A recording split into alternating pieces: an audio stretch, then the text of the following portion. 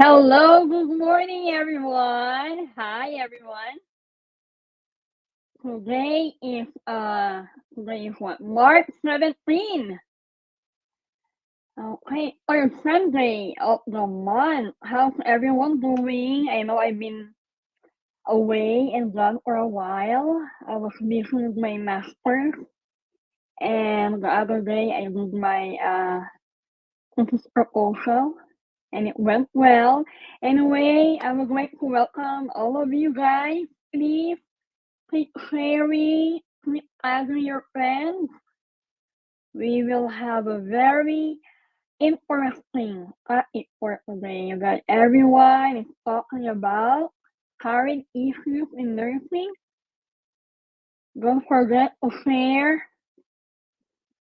Knowledge is power. Sharing, so please, while I'm waiting for my friends, we will click sharing this to different pages. And please, while watching us, comment down below where you are currently right now, what country, and yes, I am so excited for today. Last week, I missed Miss Rebecca Love. Oh my God, you guys are very fortunate enough to see her and watch her talk a lot of nice things. Okay, click sharing. Don't forget. We will have a very exciting party while I'm waiting for my friends, DrNursePaul and Kay. We will talk about the current issues for nurses. Okay, give me a minute. I'll do multitasking while talking to you. I'll click sharing for the other Facebook. Okay. Can you believe that we're already in the third Sunday of March? Winter is almost over. And before you know it, it's summer now, right, guys? And I know it's kind of late. I would like to say congratulations for those who are parents for the latest visa bulletin that came out. It's definitely moving. Might not a big jump, but at least it's moving. So for the nurses, wherever you are, Philippines, Saudi Arabia, Jamaica, please don't stop preparing for your American Dream. If you haven't started your NCLEX review or your English exam, I know you're hearing a lot of that so good news about direct hiring, but don't worry about that. The most important thing is you are preparing for your NCLEX. Because the moment you have NCLEX, you have license, it will be easier to look for a job or an agency here. Okay. Can you comment down below your location?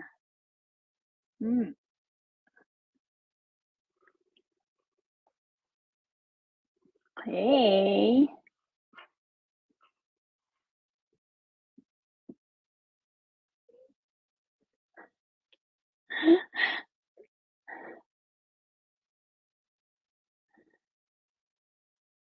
Okay. How about the others? Next week it will be springtime already. Can't wait.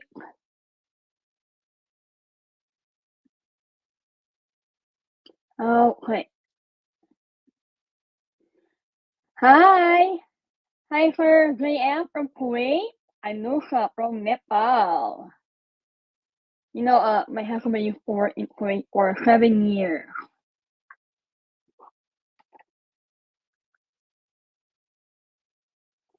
Okay.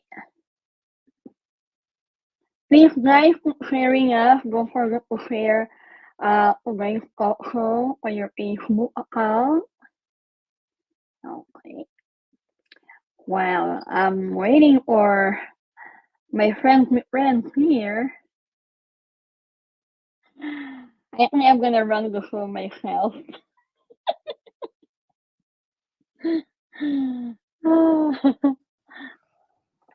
Good morning.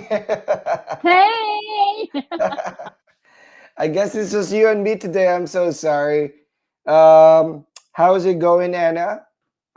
Well, I know I've been out for a while because I was so busy for my thesis proposal. It We happened missed you. yesterday. Yes, Right, I right. missed last week. I was so jealous of you, the DrNursePaul. Your guest was Rebecca Love. I was like, oh my god, I Yep, miss it. yep, yep. And we were so happy to host her, but it's okay. We can have her back soon when we're complete. Mm, Good morning, Anna. Good morning, everyone. Welcome to episode 23. Today, we're actually going to talk about current yeah, issues in immigrant nursing. We're going to specify it down to immigrant nursing issues. We're going to have 10 problems that we're going to talk about today. So I hope we can get to that in a bit. We're still waiting for yeah, Kay. I think she's coming late as well. It's one of those Sundays where all of us are late. But guys, do me a favor while waiting for Kay. Can we guys please share this show? Let me just share this to Lefora, our group. And I know you've probably shared it already, but let me just share it real quick. All I've right. been sharing But to our nursing group. Not yep. on the floor. And for those who are joining us today, use the comment section. Tell us Mm, what issues you guys think you've encountered so far in your immigrant mm, nursing journey. We have JM here. He is from Kuwait. Anusha is joining us from Nepal. Uh, Doubt Sanchez is joining us from Dubai. All right. So use the comment section, share this to your page, and tag your friends while waiting for Kay. And share to us what experiences you've had in your immigrant nursing so far, whether you're applying for the NCLEX, you're in the immigrant petition mm. level, or you are already here in the US. What problems you've encountered so far? We're probably going to mention it. We have stuff to talk about today, but we're going to mention what you guys say live here in the comment section, okay? And please, if you're watching right now, we have quite a good number of viewers today. Tell us where you're Yeah. coming from so we can mention you. And let me just share this to the group. I was like, How's your fair, fair, thesis, Anna? fair. Yep. It went well. There are a lot of revisions, but I am so excited for it to share. Are But we not allowed yet. to share the title? Are we allowed to share the title of your thesis? Not yet, not No, yet. not Now, yet, not what, yet. what, what stage are you in already? Proposal. I'm done with my thesis proposal. I had my last night. I had the 3 panels from Wesleyan University. Mm-hmm. Yay!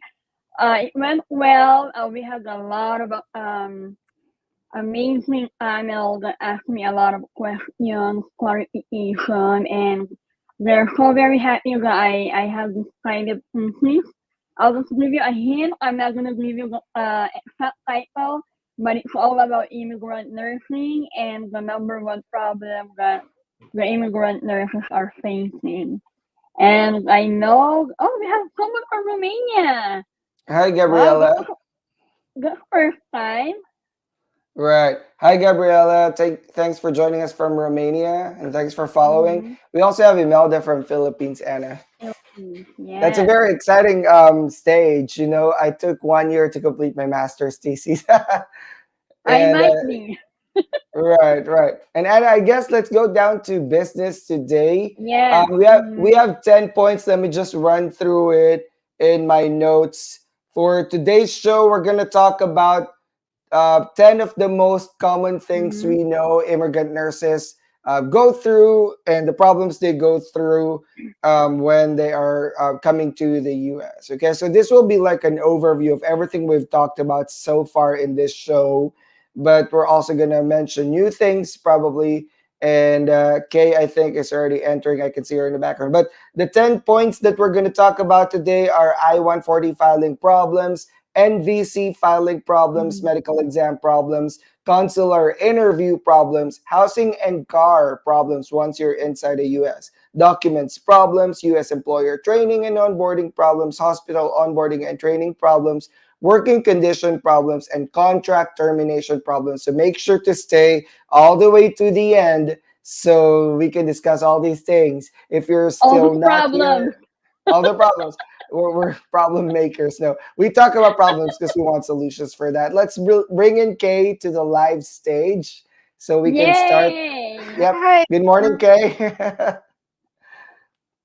Uh everyone. oh. Good morning and good morning. Sorry for. Can you hear me well? I Yes, Can you think I guys know hear when you me? were late, you curl your yes. hair. Your hair purple. I You're right. Right. ca- All yeah. right. Okay. Good. Good. You can hear me well. I'm just setting up my mic earlier, and I was just having some technical problem. But thank you very much for being patient and welcome everyone. Good morning. And this is your morning Sunday headache to start your week. Right. We always give them headaches on Sunday. But without further ado, Kay and Anna, I'd like to start Mm-hmm. on the first three problems that were assigned to me, and then pitch in your Mm-hmm. recommendations or other things that we need to discuss. All right, let's start with the first one.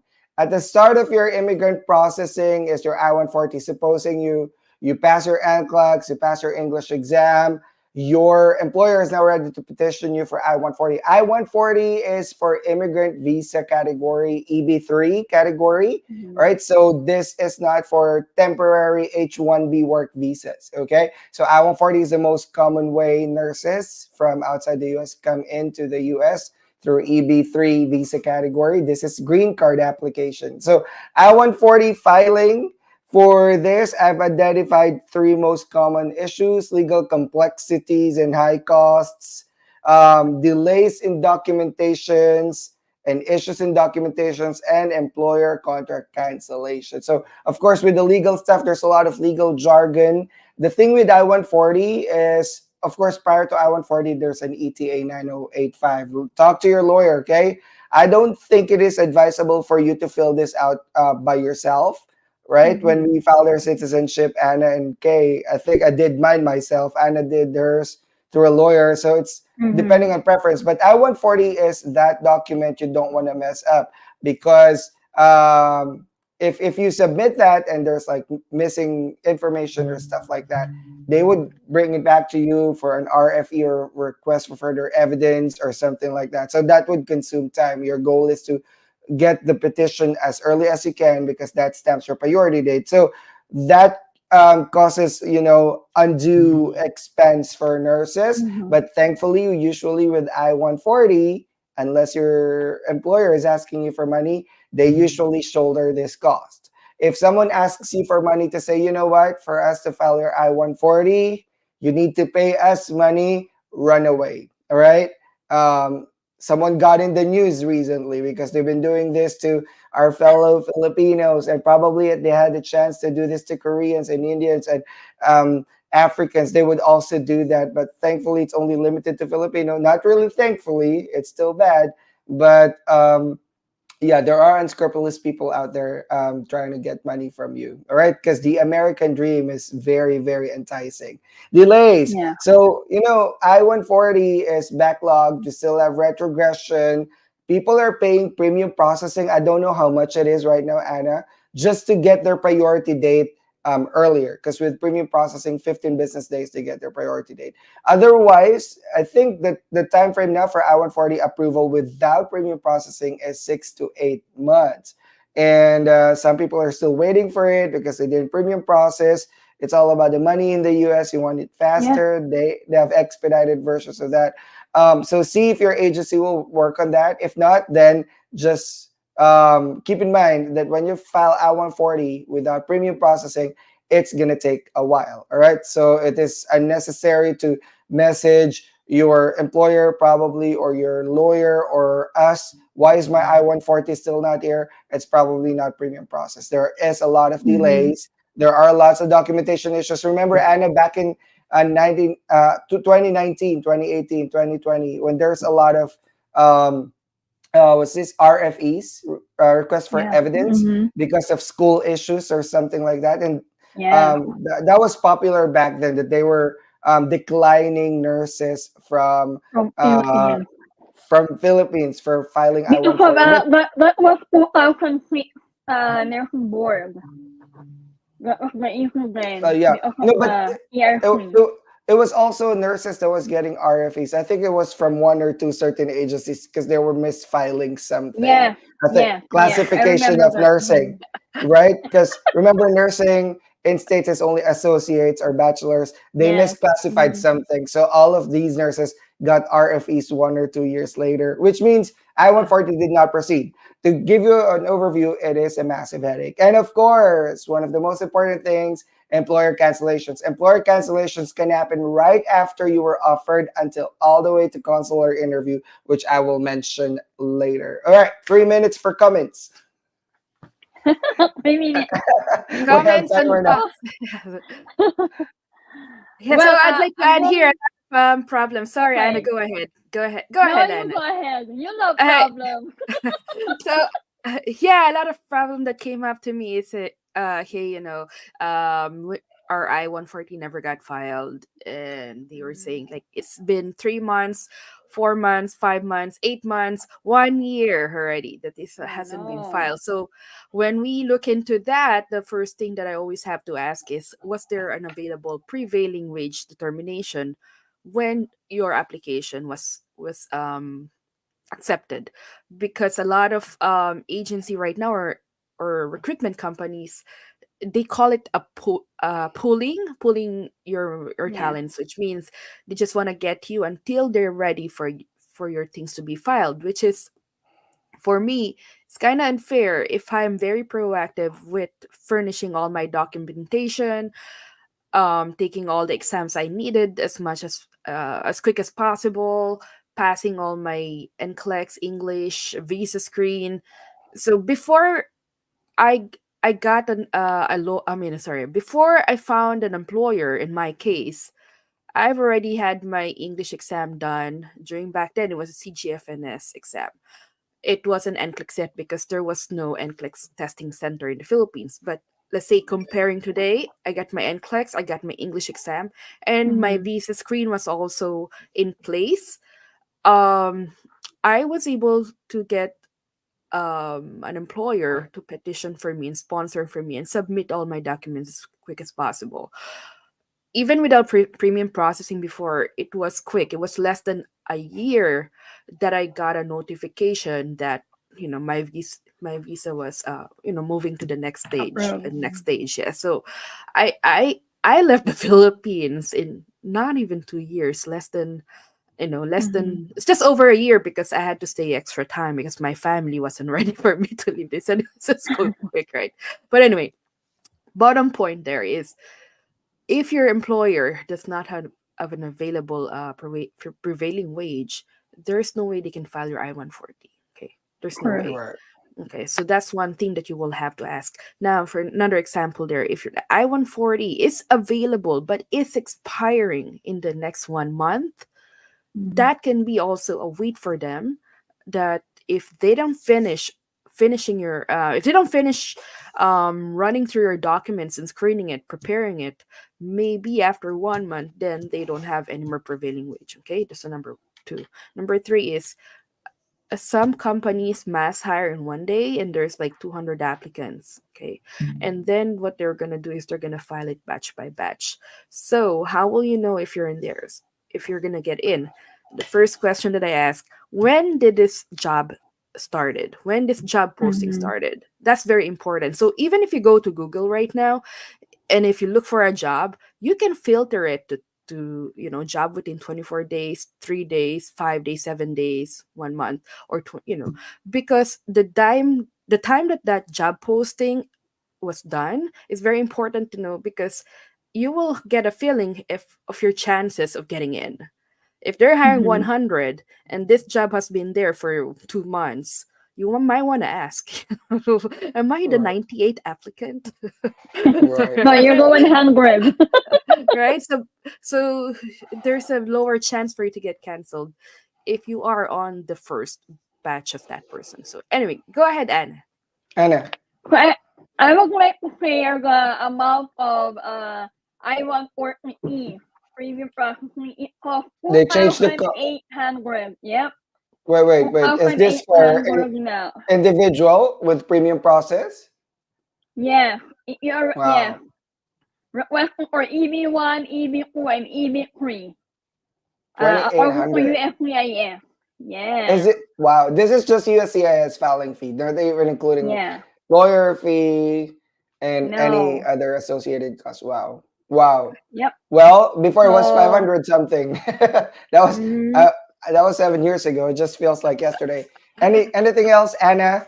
I would add Ah, something after you, but I'll let you finish. well, what they says that the pooling and the pooling or buyback will cause a lot of delay with the I-1 for filing, and some agencies are giving promise that, oh, we're gonna file you a premium processing. So in your mind, you're counting, you're setting a timeline, month, and then later you found out they're gonna file you a premium processing, and they even ask for your money for that. So that's the experience not from me, but my friends. I never encountered all of this except the employer contract cancellation.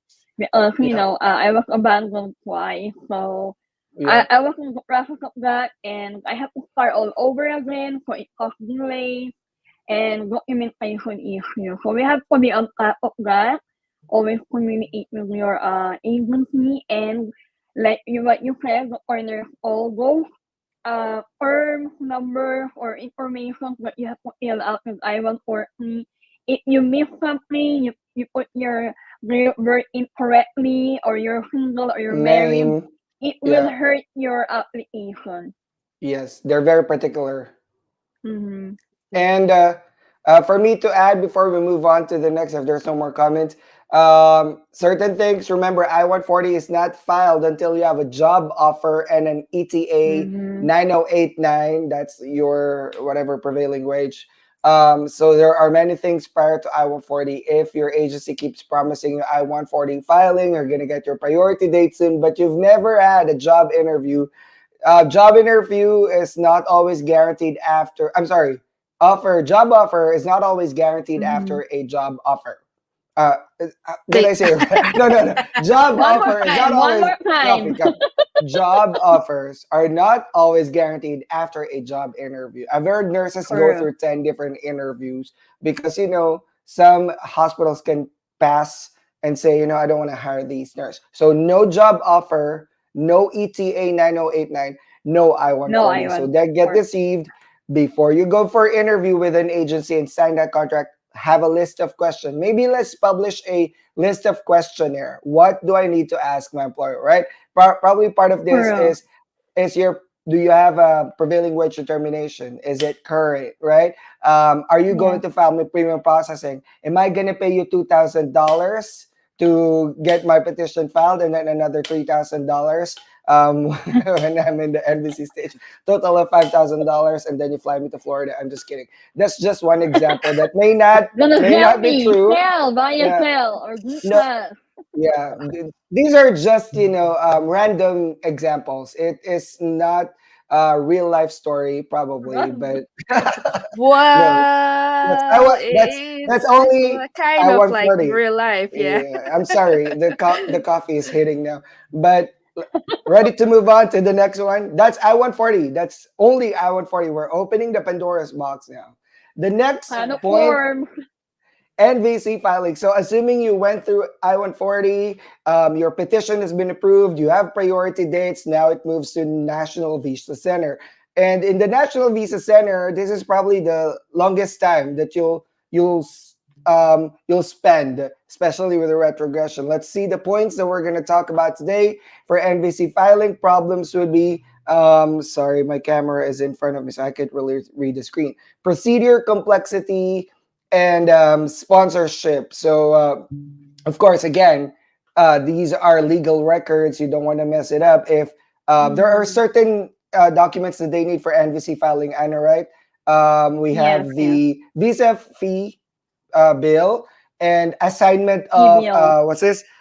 assignment of Red agent, flag. right? Yes. But you don't get the Mm-hmm. assignment of agent. Your employer and lawyer gets We'll that. answer that. Mm. Yeah, you get your visa fee bill, and then finally after that, DS-260. So the DS-260, you only get that if you're current or close to current. So you can get stuck in NVC. I literally have a question last week. I think I'm gonna do a Q&A as well because there's a lot of questions in my inbox I couldn't answer. But somebody said, I'm in NVC stage. It says here, wait until your petition is Covered close up. to current. What am I gonna do? I was like, okay, it already said there. It's wait. Because trust me, believe me when I said this, I waited in the NVC stage for almost 10 years. All right. Yes. Actually 6, Mm-hmm. and then abandoned, Wow. and then another 2. Because as soon as Mm-hmm. I got filed, I shared this before, I got retrogressed again. So imagine the Yeah. frustration.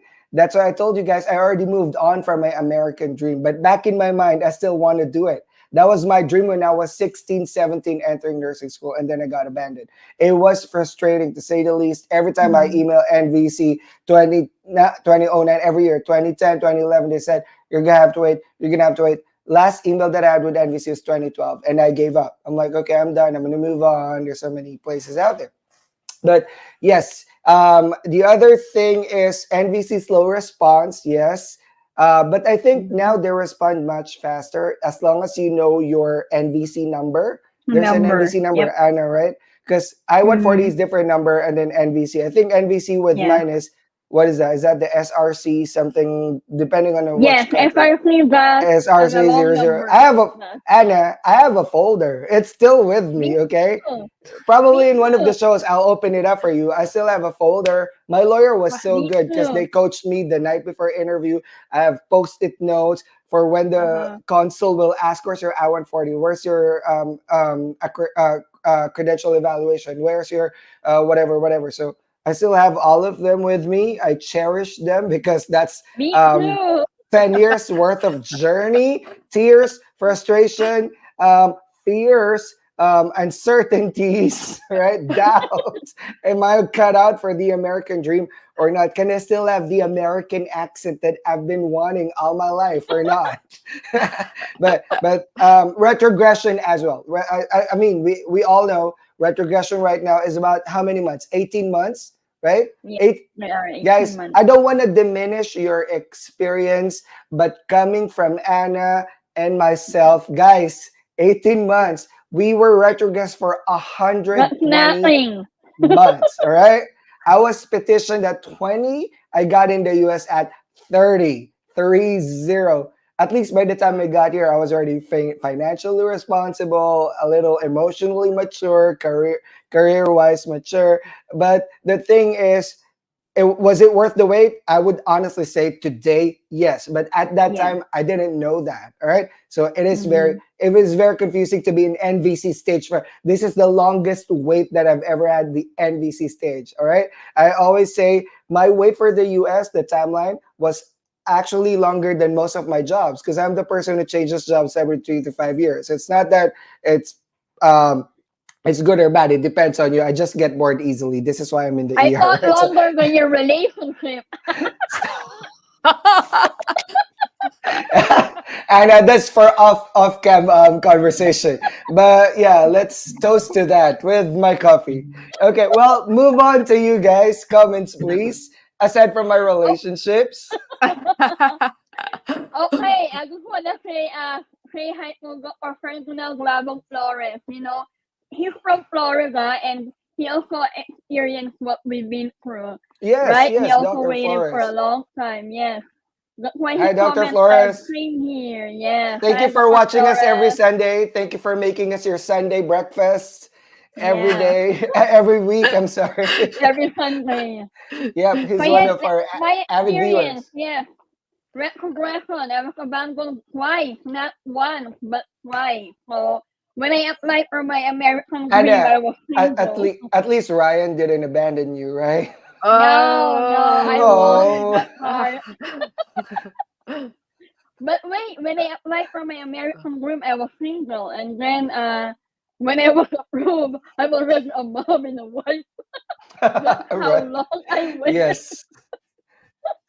Yes, That is and true. That is true. during our time, yes, the NBC like auto response, but nowadays they reply, faster. And uh, before, like what you said, the corner, oh, we have no Lephora. I mean, we have Lephora, but not the common, the Facebook. We have no the corner, oh, we have no social media. Like everyone is in a dark. You know what to do, how to navigate me. So if you remember, I forgot that group of all for nurses. Do you remember that group? Yes, That allfornurses.com. yes, The Lephora but in a different thread. What Oh, thread I've are seen we? that. Yeah, all four nurses. I've seen that. mm, Yeah, Yeah. those are yeah, the like but threads. Like what do they call that? Thread discussion boards, right? yes, discussion bro. That's what I've learned, and then There's I no was so Facebook Live before. There's no, no YouTube no. Live. What? There's no TikTok or Instagram that gives reels or information about it. So like Yeah. you, but trainers also. Those are my experience during my time. Clay has a different experience from us, right, Clay? You never Yes. experienced Um. retrogression, Well, yeah. the During blessed that one. time, yeah, 2003 was the kind of like 2002 2003. There was no app, really not a lot of applicants coming to the United States Mm, as a nurse. There's like a reduced applicants to universities and colleges of nursing as well because everyone was going to IT that time. So mm, when there was no retrogression, they started hiring nurses. This is like how you see nursing hiring in 2020 2021. That was the year that actually when I applied for, and during that time trust me, I have no plans to go to the United States, but I was going with the flow with my classmates. My classmates were just like taking the exams right after mm, college.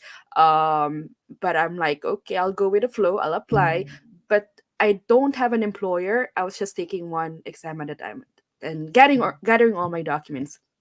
So when I found an employer, everything was ready for them and they filed it. This is a hint there, okay? It does not guarantee that if your right agency recruiter, was very good in filing, was very fast in getting you to the United States, that is still not a guarantee that your job in the United States is good, okay? A lot of people have posted in Lephora my journey to the United States, and they will put there, from the time that they submitted to the filing upon arrival, and they take a picture and then post in Lephora that this is my arrival. A lot of them we never heard anymore after they arrive. yeah. Why? Because they're in trouble. Okay, they're in Mm-hmm.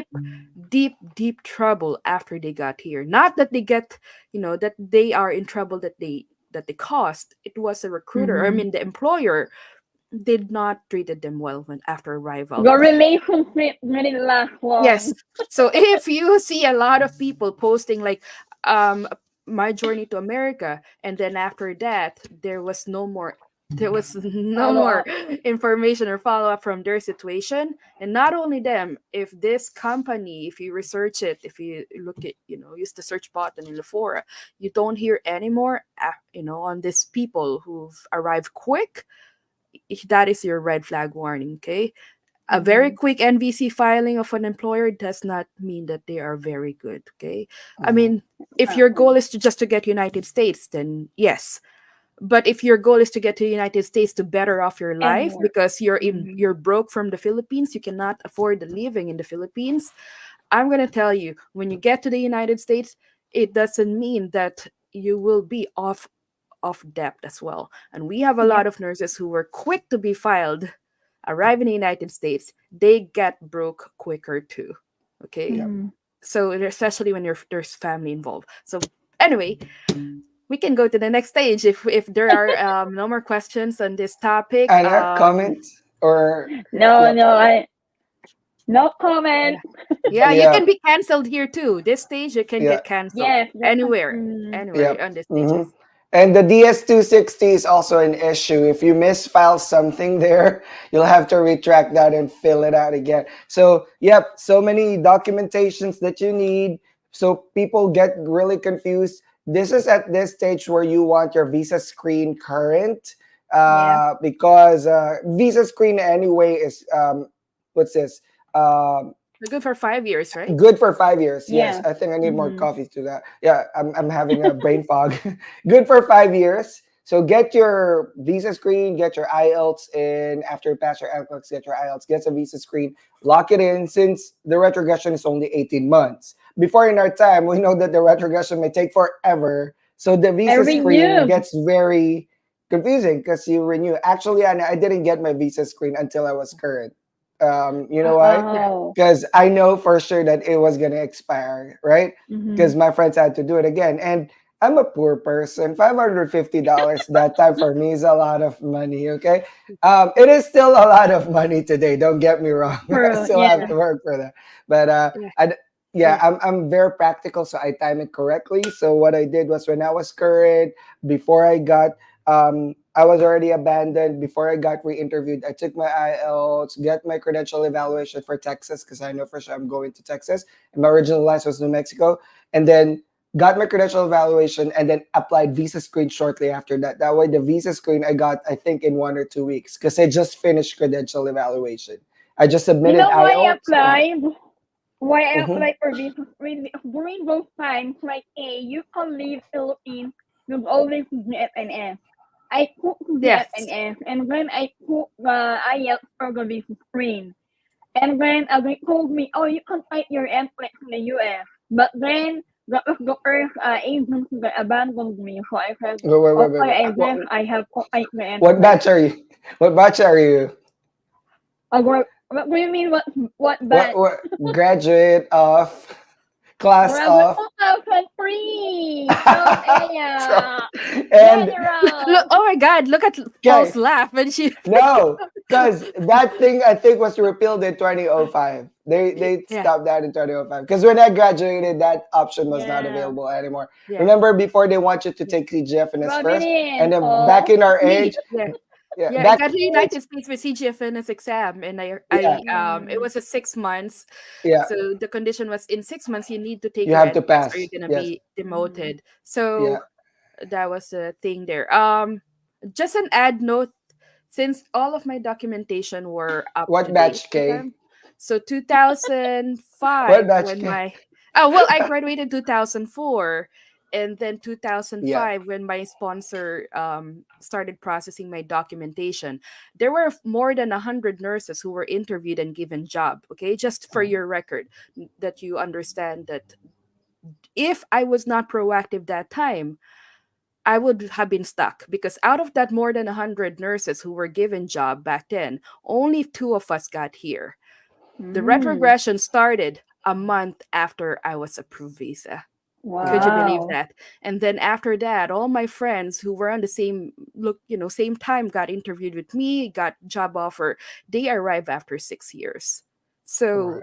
that was the longest retrogression back then, right? The 2006. Yeah. Yeah. Mm-hmm. Yeah, Yeah. so that was part of that. I was able to get in, but if I didn't have my visa screen that time, if I didn't have my Yeah. IELTS exam, I would probably be on the same spot that I would have been stuck for more than 6 years. But I Right. think everything happens for a reason. So I said Yep. Right. to, Mm-hmm. Right time, right time, right place, right exactly. situation. So God gave me all the problems first to experience. So now I'm helping you guys because I'm saying, Yeah. what is my reason We really we had to for go being in the through it United so we States? can share about it and help other people not to go through it. Yeah, I got hit twice. Number one is the recruiter, and number two is the Good job. yeah, the job. Not my original sponsor, but a different job that I have to pick up. Mm-hmm. So I think I got hit on both sides, recruitment processing, and then as well as Yeah. Uh, job. you, So then I get to share my experiences to you guys. you know, for me, during this I-140 NVC stage, I was like taking 10 years. I remember they had to switch my paralegal because the paralegal Yeah. was not responding to me. So I found Mm-hmm. through the power of internet their corporate email and the actual lawyer. Wow. Because it's usually first name and company name The at company company name name. that. Yeah. Mm-hmm. So I emailed them, including my agency, including the hospital. I said the paralegal was not asking my questions, which I think are crucial to my petition. Blah blah blah. Yeah. In short, they had to change her after I think a week or two because she was not responding to me. I think it's all about, and it's not me being difficult. I think I've tried my best to contact her and No, Paul ask is what's not going on. difficult at all. Not at No, No. all. no, I'm No. the easiest person to work with. No, I think it's just being proactive because Yes, I being don't want any proactive. more Yes. delays after Yes. several years. I don't want any more delays. So I just wanted them to tell me if I'm going, because I'm on top of it, right? My friends are starting to Yeah. become current and we're like filed close to each other. They're a little older than me, probably graduated 2003 or 2004, but I was 2007. I'm just kidding, guys. Yeah. But yeah, so I said, I think I'm gonna be current soon. Do you want me to do something? Do I have to refile something? Something like that. So I guess being proactive helps because they know that you are aware of your rights and what your expectations are. And it should be clear. That's just the American way as well. All right. Let's be straightforward and go down to business kind of thing. I know Yeah. Filipinos were such a community lover, we love community and belongingness, that sometimes we're scared to ask questions because we don't want the other person to become Be uncomfortable. But offended. it Mm-hmm. yeah, but set boundaries and be proactive about yourself. It's not making people uncomfortable, especially if it's in a professional world. It's actually making people know that you are aware of what you should know and what you should do, something like that. So don't be scared being That's proactive. why don't apply to the agency that's being endorsed or recommended Gaslighting by your you, Yeah. friends of a mom, right? your mom's classmate, your mom's best friend, right, Some of Faye? them can Yeah. gaslight you. They're like, no, it's okay. Definitely. Don't worry about it, or something like that. Like, Yeah. um, Okay. Slide back. let's Oh, do sorry. this. Go ahead. Sorry. If your agency, look at their social media, if they talk unprofessionally in their social media or something, Yes. do you think they're Yeah. gonna talk professionally to you? Like if No, they're exactly. like, I don't know, that's just me. I look at the character because if I'm gonna be working with you, I gotta be Yeah. comfortable working with you, right? Yeah. Yes. Character precedes, I guess, actions or something. So that's it. I'm just not gonna talk to someone who I feel like will gaslight me or something, especially in a professional world, right? So that's Mm-hmm. it. Let's just maintain professionalism and boundaries and ask questions. It's not bad to ask questions. The most harm that you can do is they don't like you and they're not gonna hire you. I call it good riddance in the American colloquial slang, whatever. Good riddance, because if they don't like you, then there's a reason why you should not be Mhm. working with them anyway. You don't want to be working with people that will gaslight you along the way or not wanting to work with you anyway. So yep, That's NBC filing Uh, problem. FTC only. filing. So, Yes, yeah. So when do we pay for the NVC fee bill here. When you are here? in DSS, that's I right. think When you I fill think up the DSS, you have to be at least within 1 year of being current. If yeah. they Current. think Mm-hmm. if they think Okay. there's still enough visa for your certain country for the certain category in a Mm-hmm. year, say for example, because they can predict that now with the table A and table B of I-140. Before we don't have Mm-hmm. table A, table B, somebody sued them, right? Because somebody sold their houses and their lives Yep. away, and then boom, the next day, No retrogress visa. for Retrogression, yeah. 3 years again. That was wild before. During our time, it was wild. It was like you're close, but you're not. And then here you're not. That's why we keep saying Mm-hmm. do not sell everything until you have your Mm-hmm. visa Yeah. and your flight ticket. Because it's never Yeah. Yep. assured until you get that Don't visa. sell anything. If you're selling Yeah. anything, sell it to Paul. So you guys can. Yeah. And then so yeah, this is where the visa fee bill is sent to your email. When Got you're it. close to being current, if they know there's still enough visa, for example, there's 3,000 applicants, but there's still 4,000 visas, you're gonna get your visa fee bill. So if you're not receiving anything, then NVC doesn't think you're gonna be current soon. If you receive something, that's a good indicator. The fee bill. Got it. Yeah, we have a But the lot of fee bill is concerns. Yeah, on that. only valid for 1 year too, I think, Yeah. because They are. Even if only medic a year.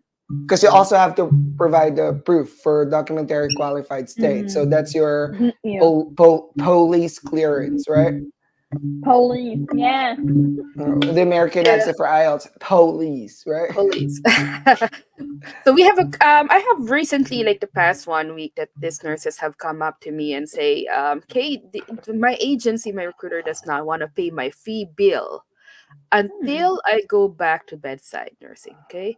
They said Mm, they want me to go back to bedside nursing or have a current experience right now before they will submit those fee, the money.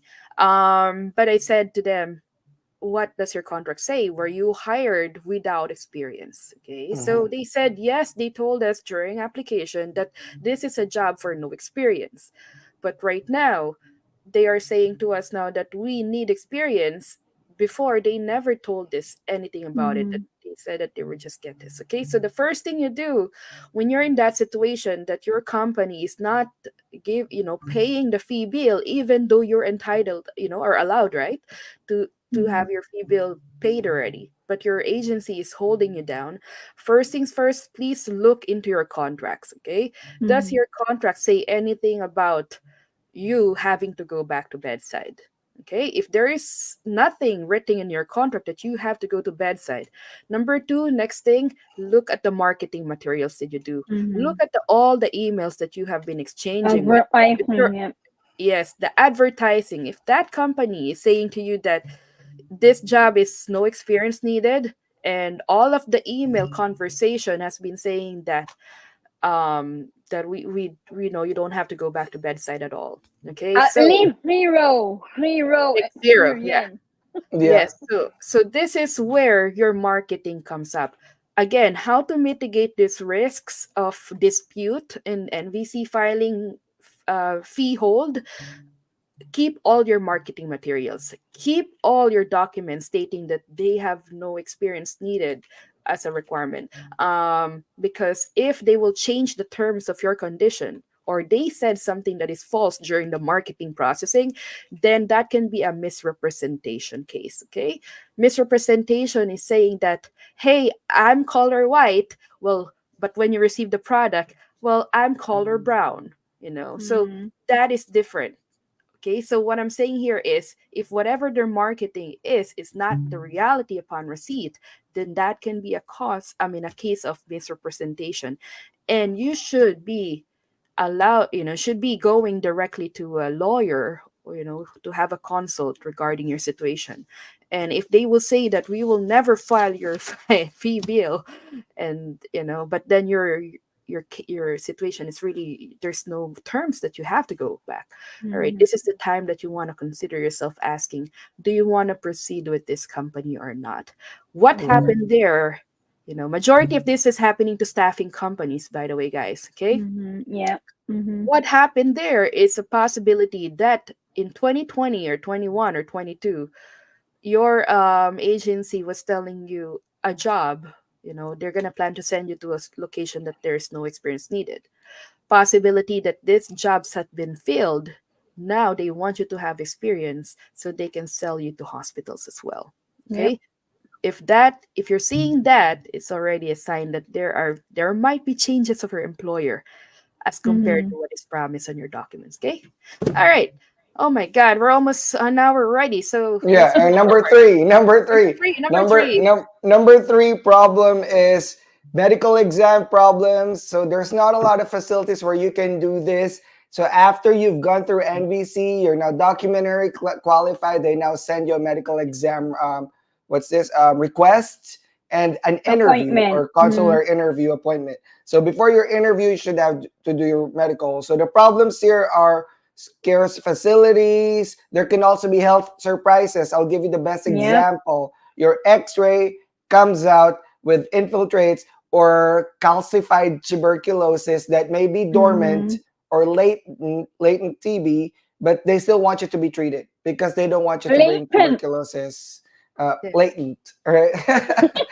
they don't want you to they don't want you to bring this to the US because there's no endemic state of TB here. It's zero. Hmm. So I mean, in principle of epidemiology, just one case automatically becomes an epidemic, right? Because sudden rise, Yeah. something like that. So it's airborne here. Everybody's scared with TB. I'm not. I have the BCG vaccine and all that. In short, You may not have TB. You may have primary tuberculosis when you were 2 years old, and you have a calcified tuberculosis dot in there. They do a sputum exam, which cooks for about 2 months, right? Because, Philippines, that's just how it is. And then after that, you're going to have to go through a 6-month therapy under that medical facility. So it can back you up for 1 year. During that time, during our time, Anna, I don't know, but there was a talk in Lifora, because Lifora was new that time in Facebook. I joined when there was like 3,000, 4,000 members.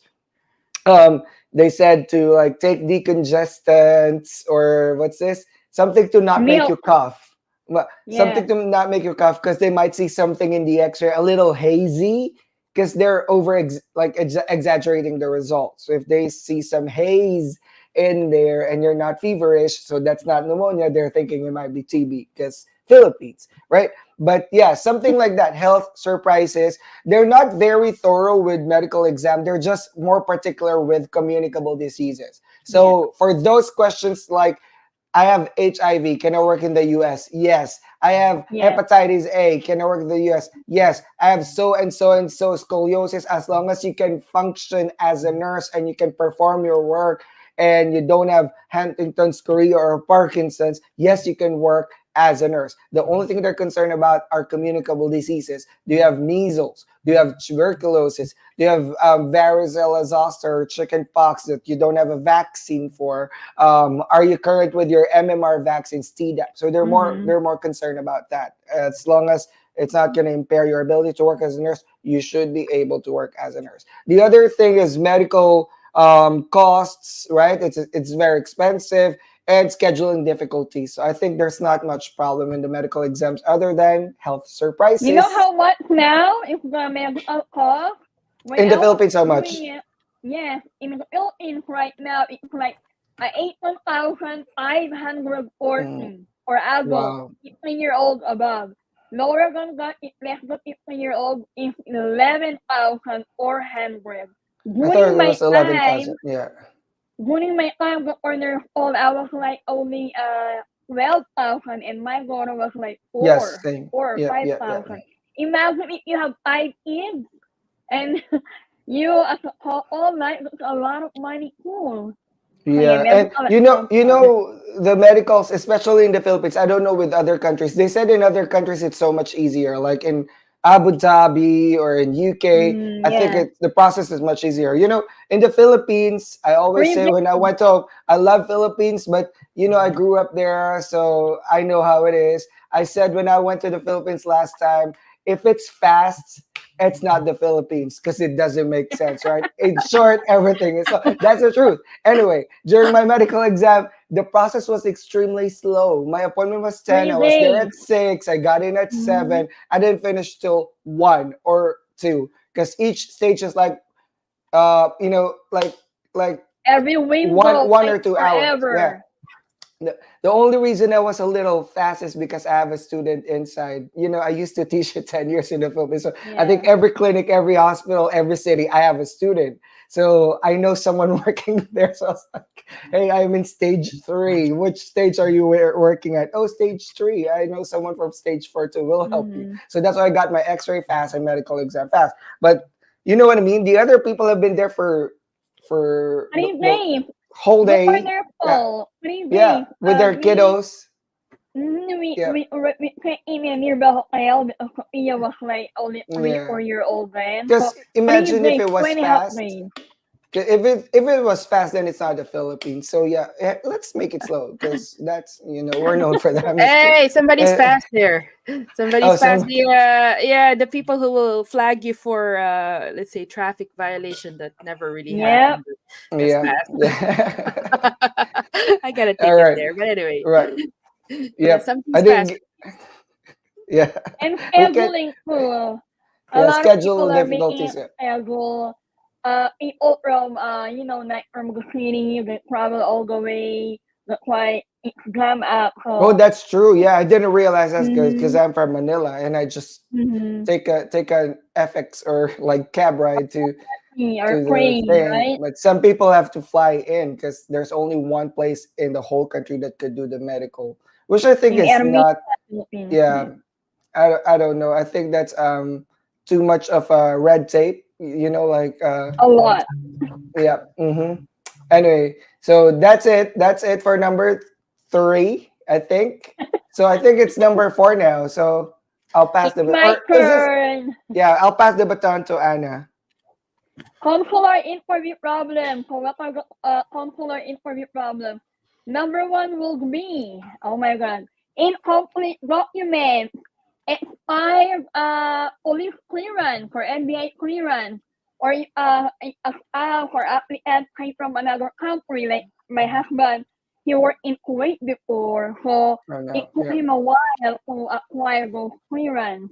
And your marriage contract, in the Philippines, every document have expiration. I don't know if in other country. Your marriage contract must be upgraded. They change their color in NSO or PSA now. More money for that, right? Few months ago it was yellow, now it's green, so you have to make sure it's upgraded. And however, what else? Complete documents. The passport, make sure it's more than a year, guys. Not like less than 6 months. You're going to the US, okay? And the cinema. I have a friend who was discovered that Cer- he got married. certification of certification No of marriage. marriage. No marriage. Yeah. No marriage. No, Yeah. for So married people, it's marriage contract. yeah, For marriage single contract like for me, single it's people. we call it Sinomar in Philippines, certificate of no marriage. Yeah, so one of my friends found out that his husband is not really his husband. Uh, he found out that through a friend of ours that he has a previous marriage. So go for the incomplete documents and make sure they upgraded. Their original copies. I know it will cost a lot of money, but it's better that you have the original copies of those documents. They are very big into that.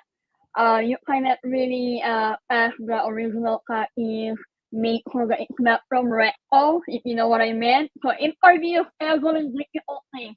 During my time, the partner call, the US embassy sent me a letter with the appointment. I didn't have to go through what Got an they're email. going through right now. I Yeah, was in Boracay when I got an email and I screamed and everybody's like, "What is going on?" I got my interview date. Imagine after 10 years. yeah. My interview was April 11, gonna be left April 15. So that's how fast they are. So I made a folder for myself, my husband, and my daughter. So all of those documents, I have an original document and I have a Xerox or photocopy, and I made sure they're recent, they're updated. I have all the clearance, even barangay clearance. Yeah, oh, I forgot. But they will provide you a list, the follow go. So now, number one question that I always receive from my Facebook Messenger. Ma'am Anna, I've been out of Kuwait or Middle East for a long time, so I need to secure an NB clearance. No, not anymore. But if you've been there for 6 months to a year, you have to really apply for clearance. And the partner fault from Ryan's experience in Kuwait, it took him a while, almost half a year, to acquire those Yeah. Kuwait clearance. And And let me add to put more context on that. I think it's part of DS-260. You have to declare every place that you've lived in for address, more yeah. than 6 months in the last 10 years only. So you backtrack last 10 years. So every place that you've worked at, you need a police clearance just to make sure that you did not do any felony or something like that. That's the reason. Yeah. So if you've worked somewhere else, I know one friend who's worked in Middle East. Unfortunately, he worked in Libya, and at that time, with our Oh, yes, politics, you remember yes, Trump yes. said you cannot Mhm. work here if you worked in these seven Yes, Muslim countries, which I think was too prohibitive. I mean, you can background check if they have felonies or whatever, but they had to go through scrutiny, very, very like they were heavily scrutinized to the point that they had to wait 2 more years to get that clearance. So yep, and I make sure that last remember 10 years. I remember that during the interview, we were being issued not GF, not G21, but a form that we were not being issued a visa, but instead a form. I just cannot remember what you call that because 221G. you, yeah, when I'm a you're lacking a 221G. document, You know if what I you're lacked lacking a during interview? document, Yes, what? after my interview, I got issued a 221G. You didn't know my Uh-huh. story, and I posted it in Lefora back in 2018. So it's been a long time, huh? Oh no, actually No, 2016. I lost my what I'm passport saying. inside Oh the yes, embassy. I remember that. I remember that. You know. Yeah, I cried. I was crying during my interview. No, the ladies were helpful. They could have turned me away, but they said, you know what, we're still gonna process it because I told them it's impossible that I could get inside without because they verify it Yes, outside. they will I ask have a it. visa, The it's entrance. stamped, but I even have photocopies because everything has photocopies, right? I don't know where it went. All I know is they had to send me out because I put all my USB cord in my car, but I didn't realize that I have a hidden pocket in my bag. So Mm-hmm. don't bring a bag, just bring a clear envelope to be sure. Because I have a hidden pocket and I didn't know that there's an old USB cord in there. So I left my clear plastic envelope with all my documents, and then I had to go out and throw my USB cord. Well, when I came back, my passport was not in the clear envelope and it's not in my bag. So I don't know where it is because I didn't bring it outside, right? Something like that. To cut Oh it short, I no. had to wait for another 4 to 6 weeks to get an expedited passport from you for Philippines, send it back to U.S. Embassy and all that. So I Uh-huh. got 221G because I don't have a passport. In fact, the consular interview was so quick with the consul asking me 3 questions only. Um, where are you going in the US? I said, Annenberg, Texas. What's your hospital? Annenberg Regional Medical Center. What's your pay? I was like, blah, blah, blah, blah. That time was like 20 something, right? And I know Mm-hmm. nurses now will vomit because 20 something is not a lot of money. That is 2017. Back then for me, yeah, this is a lot of money compared to Philippines, right? Oh Plus it's yeah, yeah. within prevailing wage. I think the prevailing wage back then in McAllen was 21. So I was like level 2 or level 3. So still good money, and that's not including For differentials anyway. So point is, he said, "Okay, congratulations, welcome to the U.S." I started crying. It's like, "Are you okay?" I was like, "Well, I don't have a passport." And he looked through the papers. He's like, "Oh yeah, how did you get here oh. without passport?" I was like, "I lost it outside going through the security." So that was my story. 221G. I've experienced everything, so I can share this too. Okay. I know 221G. I know abandonment. I I've gone through that. Okay, it was necessary for me to go through that to share it today. Look at you now, right, Paul? Look at Yeah. What? you. I'm American You, citizen after yeah, and as long 221G as you 7 years ago. as long as you stick in the Lephora and see how, what are the things that the successful people do, you can Yeah, prepare it. So as soon as you get here, you can trailblaze your yeah, success like Paul did. All of this For delays and setbacks, they're not mm-hmm. setbacks. It's only a setback if you Struggle. don't do anything with it. But for me, I call it the slingshot effect. It's Mm-hmm. like true. pulling you back, but then during the pullback, you learn what you have to do. So when you get here, you're ready to be released. You're gonna be like projectile success. For Right, Ex- right. for My Yeah. therapist okay. said, my therapist, I'm just gonna share real quick, said it in a way where every obstacle that you encounter, you use it as a pedestal, a stair Yeah. to When you're take you yep. higher. Because it's Mm-hmm. up to Yeah. you if you want to make it an obstacle or pick it up and make it as a step for to get you higher. So that's how I view it. So yep. Well, I love the slingshot Exactly. effect though. And yes, exactly. And one more thing is to never ever give up, no matter how many trials, struggle. Well, you know my story Yeah. too, like Yeah, in terms of my English language test. Like I true, tried. true. Like my mom was like, "Are you sure you really wanna take the English test?" Because I always fail my speaking test by point.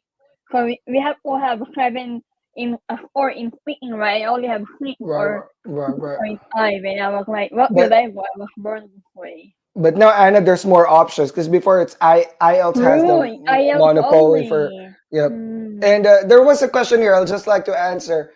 How long to get approved for I-140 premium process? 15 business days or 15 days? I think it's 15 business, right? 15 business days. That's the Yeah, maximum. between yeah, So maximum that's within the month. Yeah. And how long usual time from interview date from for ID from NVC? I don't know the time frame now, but it's usually within 6 months.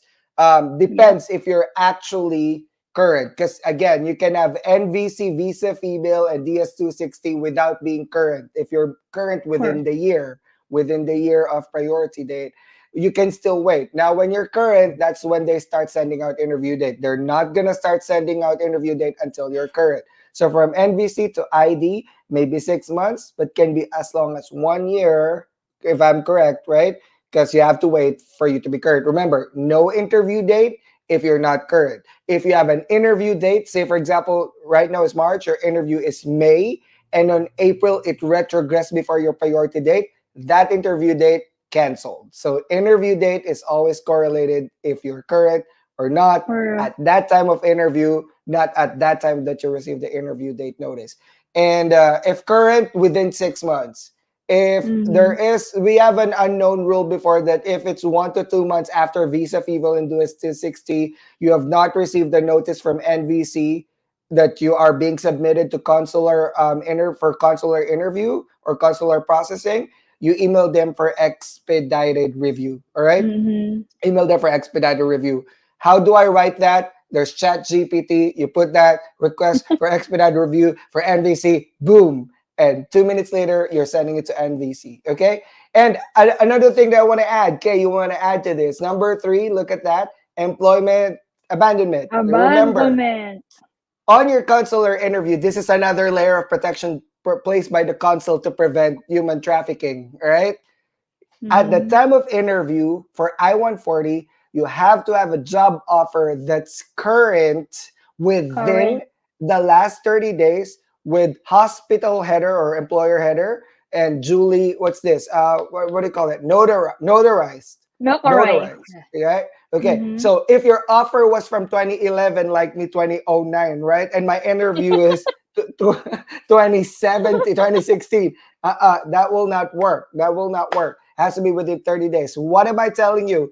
This is another layer for console to protect you, but this is another layer that your agency can hold you hostage and say, Mm-hmm. we're Yeah. not going to give you the job offer because you don't have a bedside experience again, or You we're not gotta going to go give you a back. job offer because there's no more jobs anymore, and we're going to switch it to another one that's going to pay you probably $10 less. Mm-hmm. Or the hospital pulled out. We could not find a job for you. We're rescinding the offer and we're sending this to USCIS and NVC that we've stopped the process. That can happen. Remember, nothing is assured until you have your visa in front of you and a flight ticket. Those are the Mm-hmm. only guarantees that you are going to the US. Without that visa on your passport, nothing is assured. Anything can go wrong. You can't imagine Mm-hmm. how much sleepless nights I had leading to my flight to the US. So many sleepless nights. Because,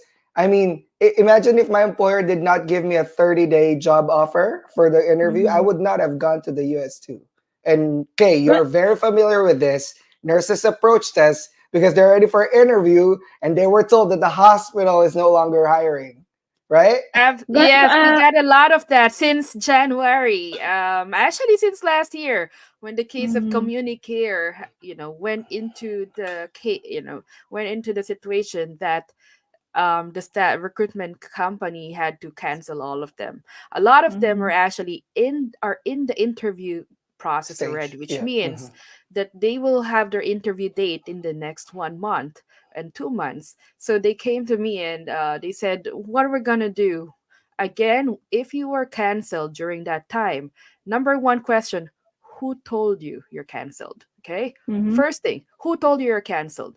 If the cancellation, I mean, if your contract is under a direct employer and the contract is signed by you and the hospital, the only one who can cancel your contract is the hospital. Okay, Yeah. so if somebody comes to you like, "Oh, they told me my contract is canceled," so who told you that? And they said Email the Who hospital. are the they? Who Yeah, are so who they? they? So the answer I got was it was the case manager from this recruitment company. I said you have no contract with a case manager with a recruitment company. Email the You have a hospital. contract. Exactly. You need to get a letter from the hospital itself telling that That they they are terminated you. canceling you and you Or should get a release. Okay, release letter or cancellation letter. However, sometimes this recruitment company does not give you those release. Okay, what's your next best alternative to do is go talk to the CEO or executive of that company, who is the recruitment company, and have at least a written documentation stating that this employer has terminated your case filing already or your Mm, petition, and you have no more obligation with them. Okay, that's the key word there. You have no longer legal obligation to this obligate. employer. Okay, so that will yeah. serve as a release. Okay, there's a Um, free lawyer. There's a free lawyer yeah. online. It's called Chat GPT. Right, right. So, No, Pretty- no. We tell the foreigners before, if they're not responding to you, I think it's enough proof that you yeah, did your due diligence by yeah, email. Keep sending them email every week, and yes, finally you say after 3 4 attempts, this is my final email. If you do yeah, not respond, something like that, something along that line, you still yeah, consult your lawyer, not GPT lawyer. yes. But if you think you can defend that on the court or something, go ahead. But get Yeah. a writing, Yeah. right? Yes, Email, get a not writing. call. Into Email. writing. Email, Yes. not call. Not call. There, if they say, "Can I call you and let's talk about it?" All right, always email back Yeah. and say, "Based on our conversation earlier, blah blah blah blah blah. Can you please acknowledge?" All right, everything has to be written black and and white. black and Yes. white. So it's Yeah. very important after you sign your documentation, after you sign your contract, even before filing I-140, if there is signatory in your contract that is a representative of that hospital or the US employer, make sure that you ask that say you have to know their email, at least the name of that person, the title of that person from that hospital, email, contact number, because if you are canceled and abandoned at this stage, at least you can pull out those information and contact them directly. Okay, so what happened during those nurses, there were more than 8 who were actually on that interview stage um during that time. So what I told them is you have to keep on follow up from your recruiter to get you a release or a formal letter stating that your contract's canceled. So then the nurses were not getting information. Okay, they said, Kay, what should I do? I said, well, you did not get any formal cancellation. I think you should just move forward with your interview date, because again, your case manager is not your other, the person in the contract, and you are trying your best to get this information, and you can show evidence that you have reached out. Okay, so they proceeded again. This is not your legal advice here, but this is the experience and the story of these nurses that what happened to them. They proceeded with their interview date. Okay, Mm-hmm. they presented the same job offer that they got before. um they were given visa. Okay, I'm gonna tell you right now, their success does not mean that you're going to be successful either on that, on your end situation. But however, on their situation is they went to their interview dates as scheduled. They were given visa. Okay, after they were given visa, I told them, keep contacting your employer for formal letter, keep contacting your agency to give you, sorry, because it's already given, so keep contacting that HR director of the hospital who signed your contracts. So then it will show you evidence that you are really intending to work with this company. Okay, you really intention to work with there, and you have no intention to come to the United States and then get lost or hide. Yep. Right? So Mm-hmm. because that's immigration fraud. So after arrival to the United States, I advised them to keep sending email to your employer that you're here. Hi, I'm here. I'd like to know the process on how to start the job there. They will still not getting information from the employer. Two weeks already, they followed up, still no word from the employer. Okay, 3 weeks already, still no word from the employer. After almost a Mm-hmm. month, they got a message from the employer saying, thank you very much for reaching to us. We're very happy to have you started. Please sign this new contract of agreement. Okay. Wow. And the whole Good. contract was fully changed. All right. The whole contract. When I'm telling you fully changed, their term is not exactly anymore. It was a, what's that, 3-page contract before. Now we had like more than 8 pages. I'm like, that is totally different. First, they're changing your termination clauses. Now they're changing now to arbitration. They're changing to waiving your jury and trial rights. The Is this entire still thing. in the US? Yeah, so the nurses were in the United States already, Okay. and Mm-hmm. after Arbitration is arrival, optional, right? yes. So the entire Arbitration is contract optional. is optional to be signed anyway. Yeah, yeah, If you were that's true. given a totally new contract after arrival to the United States and you do not agree, the first thing you do is talk to a lawyer. That's why I tell these nurses who was arriving to the United States with kind of like in a difficult or maybe a so-so situation. If you have relatives to stay in the United States, please identify them and have stay with them until you finalize your working place in the United States, because otherwise you're gonna be in a location where you have no friends or no family and relatives to support you, and you might be stuck there for months if this employer is not doing their job to onboard you. So again, consular problem, if your cancellation is not from coming from directly from the employer or the executive of that agency, please proceed. In my opinion, you should proceed, because if you're doing your best to correct that, to get the formal cancellation, then you're not getting it. I would consider those notices as not legal, right? There's not they're I mean they're not legally correct. No CM is should be telling you verbally. Okay, it should be written. But Right. anyway, that was their experience. But for me, how to mitigate your problem is documentation, documentation, documentation. Because if you come here in the United States and then you're going for your citizenship, they're gonna ask you, why did you maybe they will ask you that what happened during your employer. Did you work for them, Yes, we will ask upon them. arrival, right? Did you work for them? Did you finish your contract with them? Mm-hmm. Then if you did not, then you have like your evidences that you have reached out to your employer. I came here with my full intention to work for that employer. However, they did not get back with me, and the time that they get back to me, they gave me a totally new contract, which is very different. And I consulted a lawyer, and the lawyer said that your employer has breached your contract. So I did not do it. Okay, I did not finish it with them. But again, immigration lawyer, contract lawyer will be your best bet after arrival in the United States or Mm-hmm. before coming to the United States and you have some cancellation issues. Okay. Have enough money for the next 3 to 6 months, just for the just in case. It Yeah. Yes, doesn't happen often, but it's been happening a lot. This is why we have DNP Unlocked. I'm recently. lu- Yeah, I'm lucky because I didn't have to go through it. me In too. fact, I got a little bump in my pay when I got here, so I didn't even Mm-hmm. say anything. But I mean, it's accounting for inflation because I mean the offer was like 3 years ago, right? But anyway, Yeah. but that's it May I about it. add, Be you got proactive. incomplete document for all. Grade or if your job offer expired, well, it will make you an incomplete document. You will not be issued a visa. 221G.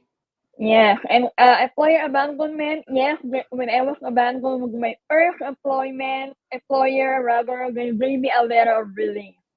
So Yeah. it's very important that you have that letter. So for your peace of mind, and the other company will also hire you, and it will be a program also that you are free. So Yeah. ask for that release letter. Yeah. Okay, nurses. Yeah. And Yes, Oh, and I one ha- more thing, if you have been issued a 221G, which means mm, your visa application, your consular interview is conditionally approved upon presentation of the remaining missing documents or proof, whatever they're asking for. Because sometimes it's birth certificate issue, it's yep, mm, NCLEX proof issue, visa yes, screen that's expired, police clearance. Guys, you only have 1 year, all right, from the interview date. You only have one yep. year to supply that document and they send it back to NVC. All right, you have 1 year. And one question here is there an expiration for the visa? Yes, as with any 6 months. visa, all visas have expiration. It's not a permanent. It's not a permanent. What's this? Privilege, right? So it has Yep. expiration, of course. I think Kay, you've asked me about this, but the expiration of the visa 6 depends months, on the right? medical exam. Yeah. 6 months from the medical exam. So Yep. if you did, for example, today is March 17, you did your medical exam January, then your visa expiration does not start March. It starts January until July, not March to September or something like that. So from your medical. So if your medical was done a long time ago and you were retrogressed and you became current, We're and gonna now you repeat have it again. one. But if it expires, the question is the follow up question because I'm there. This is gonna be asked. All right, so I'm gonna answer it now. If it expires, can I ask for an extension? Yes, you just gotta Yeah. write a letter to the consul explaining why. You just tell them, oh, this was the predicament. I did my medicals a long time ago. I had family emergency, or I was retrogressed. Blah blah blah. But yes, I think you can reapprove it for a bit, but and eventually they're gonna ask what. Okay, so you've already asked for two extensions. Okay, you're asking for an immigrant visa, but you want to stay in your own country. Then we're just gonna cancel the Make up immigrant your visa. mind. Remember, when you apply for immigrant visa, you have to prove to the consul that you want to immigrate. You want to live there. You cannot ask them, "Can I go back to the Philippines after 2 days upon landing in the U.S. after my visa is stamped?" They're gonna ask More you, "Are money. you sure? Are you sure you want to be a resident? Because you're applying for residency status. You have to be a resident, Yep. right?" So that, yeah. So anyway, that's another layer. Okay, um, Yeah. Oh 925. wait, I have problems here, pala. Yeah. Before we move forward, Yes. I have concerns here that we've raised. That were raised to me. Very, very important. Listen to this, people. If your employer is telling you, I mean, your recruiter is telling you, do not show this other contract that you signed with me to the Oh, immigration. you have cold crap? Red flag. You guys, yes, so we have nurses who were given, they said this is a direct hire. So there was a contract between the hospital and the nurse, which should be, that's how it is, it should be, that's the only Yeah. contract you Yeah. have. Hmm. So along the way, after the nurse have signed a contract between the hospital and her and him, right? So weeks after or days after, the recruiter slipped in another contract stating that the nurse has also a contract with that recruiter for 3 years. Okay, so I said, if that is a direct hire, then you should have not a contract with recruiter for Yeah. 3 years. You should have only a contract with the recruiter until the Mhm. time you get to the United States. Okay, so then they were told, they were instructed, do not show this contract to the consular services. Mm. If you've been instructed by that, that's already a red flag. Okay. All right. The other one is the nurse were told to sign this additional contract just before interview date. They said we're not going to give you your package, right?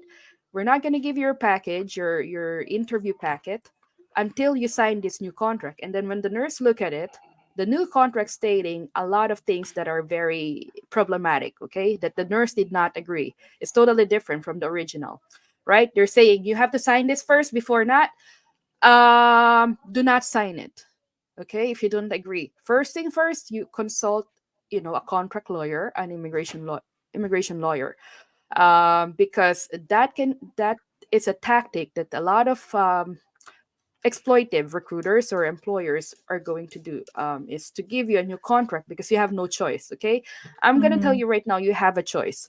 Why? Because if you don't sign that contract, what will happen to all the expenses that the employer incurred? They're going to lose it. They're going to Yep. waste it. Okay? And who had the most expenses? The employer did. Okay? Unless you Your paid staffing company. $5,000 to get Oh to yeah, unless you Florida. pay that, right? Example. For That's just an example. example. Okay. So this is where your skills in playing poker will come in, right? I love playing poker sometimes, but this is where the thing come in. Do you think they will really not let you go for that interview, for you are already a dollar sign to them. When you Yep. come to the United States, you're gonna bring in fortunes of money, and for fortune of money for them, for your work, for your hard work. Do you really think that they're gonna be holding you? The answer is no. The fastest you come to the United States, the faster that these recruiters will get their commissions. Okay. So again, I'm going to repeat that. The faster you get to the United States is the faster that these recruiters will get their commissions out of you for referring you to hospitals. So if you delay, they're not going to get their commissions either. So what are the recruiters, these bad recruiters are trying to do is to force you to sign into a contract that you do not agree, because they want to lock you in and they want to trap you. The answer there is no. Okay. If the recruiters are giving you those contracts, call the employer. Hey, I'm already for interview date, but this recruiter is giving me another contract that I don't agree. This is not our agreement. Okay. If he's not giving you your documents, and he should be giving you, because that's their promise to the employer, then it's a possibility that recruiter is breaching your contract. They should not hold your documentation or your progress just because of something else outside a contract. Okay, so please consult the lawyer. Another thing there is, they were being instructed to tell the consular interview, I mean the consul, that their job is somewhere else. But in reality, it's different. Right? So when these nurses saw their ETA 9089 documents, their their forms were saying, "Oh, you're going to Louisiana." And then they were telling the nurses, "Tell during interview that you're going to Louisiana." Okay? But then the nurses said, "But okay, my real assignment, it told me it's New Jersey and New York, but they told me that I have to say I'm going to Louisiana." Well, your ETA 9089 says that you're going to Louisiana. There, because Louisiana is lower pay than New York and New Jersey. So they Yep. use that to give you the lowest salary ever. And you agreed to it. Okay. So if you're on this situation, do you have a choice?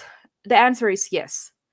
I'm going to tell you right now, if you are a nurse who will be lost in this situation, there will be a lot of new employers waiting for you to be picked up. This is the Yeah. situation similar to, oh, my ex-boyfriend kind of abandoned me. Oh, nobody's going to take me anymore. Yeah. No. Your ex-boyfriend has brainwashed you that Swipe. nobody will like you anymore. But the Yeah. reality is, Swipe left. there are 10 more other people who's very interested with you. And I don't know that. Right? I And know that. uh, Timber. right? So it's like exactly the same situation. Somebody's brainwashing you that you are nobody anymore. Okay. But in reality, you are a gold and a gem to 10 other employers who will see, oh, she has current priority date. Oh, she can come here within the next month after the interview. Yeah. There is a thing called recapturing. Okay, you can still be recaptured even you're in the We're ID stage. captured. Yep, 221. you can What be else? still recaptured. And the good thing is, again, a lot of employers will like you because you're going to be in the United States quicker than Yep. 2 years. Right. You know, second, there's, they can get their commissions faster when they can deliver you to the hospital fastest. Okay. So Yeah. you are an asset to a lot of employers. And Yeah. the best thing there is your prevailing wage will be based from that time already, Yeah. not 2 years Yeah. ago, not 3 years ago. So your We have prevailing one more wage will be question. there. Yeah. Well, one more thing. Let me just add this really, really, really quickly. Yeah. If the employer, agency, or whoever it is told you to lie to the consul, do not do it. Get it in writing and send it to USCIS. I tell you right now, if they tell you to lie and you lied because you want to get your American dream, or faster or whatever, you are an accomplice to the crime. Actually, Accessory. you might be the main Accessory. Yeah. yeah, not only accomplice and accessory, you are the criminal. You lied to the Plaintiff. consul. Main You plaintiff. you cannot lie to Immigration a fraud. federal agent. And Mm. worse is with an immigration officer, because down the line they can still find you. We've heard stories here back in the Trump era, that 20 years later they were still able to flag someone who lied to the green card, and they're already citizen, but because their citizen is anchored, their naturalization is anchored to their green card, and the green card was Yep. eventually nullified by the immigration court. Well, there's no footing for the You came naturalization. home. There's no footing. The naturalization was based on green card. Green card was nullified. Fraud. Naturalization is nullified. They Fraud. can get you for fraud. Do Yes. not lie under oath. Literally, when you get to the consul, you swear an oath. That is being recorded. That is being stamped. You signed a paper that said, this is perjury. If I lie, you cannot lie to the immigration officer. If somebody tells you that, guys, whistleblower protection, plus you can get a better lawyer. So swipe left, right? There might be Ye- more. Yep. Get a new employer first before Yeah, you get to the those. left, to the left. Everything you own in a box to the left. Means every Sorry. time if you do commit immigration fraud, fraud is like, it's a lie. It's not Mhm. true. Fraud is fraud. If you got your green card out of But fraud, they yeah, can revoke it. I'm telling you, but I've seen some people whose but green card but were. But Kay, let's be real here. Employers may be very very good, all right, may be very ethical and all that, but sometimes it's the immigrant, right? They would Yeah, come here knowingly, yeah, knowing to themselves that they would actually break the contract within the first 30 Yeah. days because yeah, you know what? I'm just gonna accept this offer and say Louisiana, right? But I have family in Santa Monica or San Francisco, right? So let me come in, break the contract, and then go to San Francisco. and pay it. Well, They could pay it. yes. Just make sure that it will not come to bite you In the one end. day, because eventually you Mm-hmm. will still have to see an immigration officer during your naturalization, all right, citizenship, and let's just cross our fingers that they won't ask about it, all right? Yeah. Because eventually they will pick it up as well. Everything that's going Yes. on, they will pick it up, and eventually that might come back to bite you. So for me, the best way is to finish the contract. But if the contract is abusive, harassing, bullying, or something like that, Yeah. or unfair, putting your license at risk, put that in documentation and leave, right? But everything has to be documented so you can prove it eventually if somebody asks you. Right. Okay, Immigration fraud. Take it seriously. It's not only against the yeah. employer, but it can be used against you. If you You as come well. here, it's the term there, the keyword is intent. If Intent, Yeah. you correct. had the intent to buy out that Do contract not finish your after contract. not finish your Mm-hmm. contract, just pay it after arrival, these employers can also send the USCIS a note what you have done. Okay, Yes, so that can exactly. affect your citizenship, and that can be a grounds for investigation for immigration fraud. Again, if you get immigration fraud, if you've been guilty of immigration fraud, you're out of the United States. Yeah, Not and you only cannot that, lie. You yeah, cannot like it because your social yeah, security stamps everywhere that you've worked in. So if the Yep. immigration yeah, officer yeah, during your naturalization connects yeah, the dots and say, hold on, you switched yeah. employer a year later, or let's say I know. within 15 days, you switched Yes, employer. we've heard of that, and then Yeah, this well, also some employers, some staffing company are saying just pay us. We can find an employer for you. Just pay us $30,000, right? Exactly, Paul. Raise that eyebrow. wow. Okay, so if that agency gets into trouble for immigration fraud, what they will do is this law enforcement agencies will look at who are all Will these hunt people down. who Yep. went through this staffing company. Now you're now gonna be a target for investigation if you As involve yourself well. in those staffing companies who have been flagged as visa mill.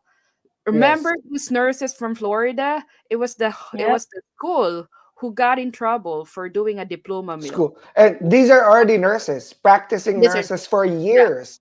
yes, They so still what cancel their licenses. Yep. So now they went through all the list of nurses who went through under that school, and That's they went cool. after through their these nurses, and they invalidated their licenses. Oh Okay, no. so it's the Doesn't same matter if thing. they've been Yeah, nurses for years. yeah, Texas was one of the states that canceled their licenses right yeah, away. They got canceled. yeah, They appealed. yeah, I've been a nurse for no. The reason why you're a yeah. nurse is with the school. The school has been closed, so your Yeah. nursing degree They is nothing. cross-threaded. They, if you are part of this thing that nurse Kay is saying, where there was an intent between you and agency, an internal agreement that yes, you're gonna come over here, you're just gonna pay me, and I'm gonna release you. And eventually, they crack down on the Yeah, agency.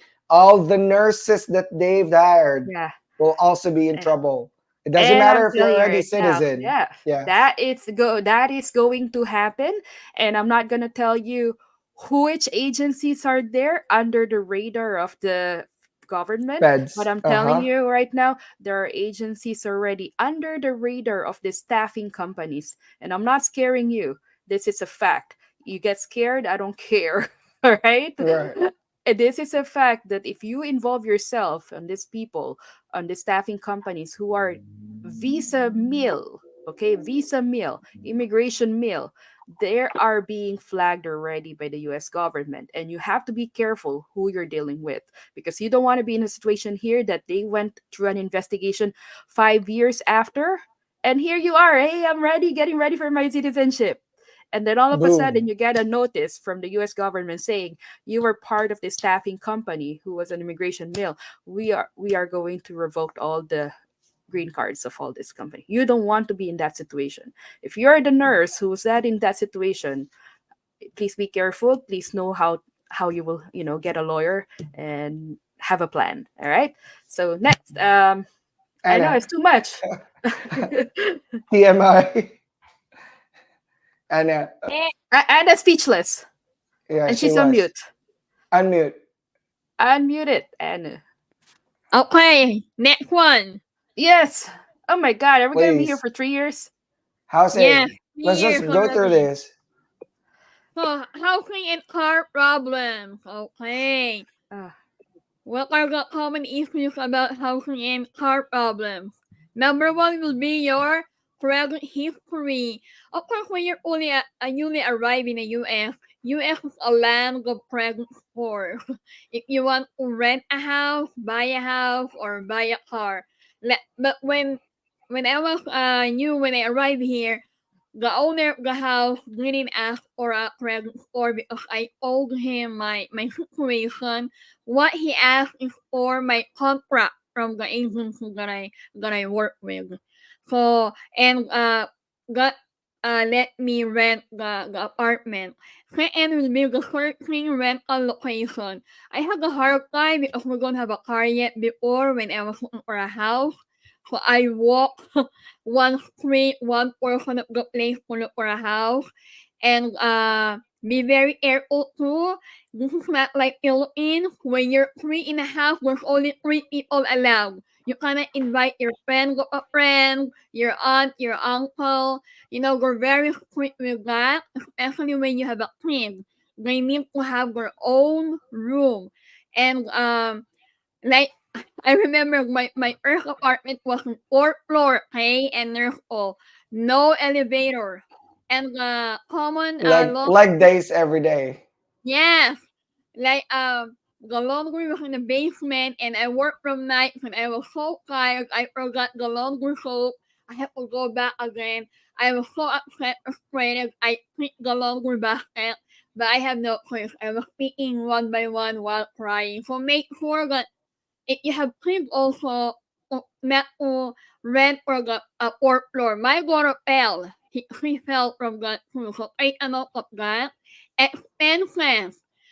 In here, you have to pay for 1 month deposit, 1 month advance. And they will ask you for a rental insurance. You're only renting, but there's an insurance for that. Same when you get a car, you also need an insurance. Same when you buy a house, you have home insurance, home warranty.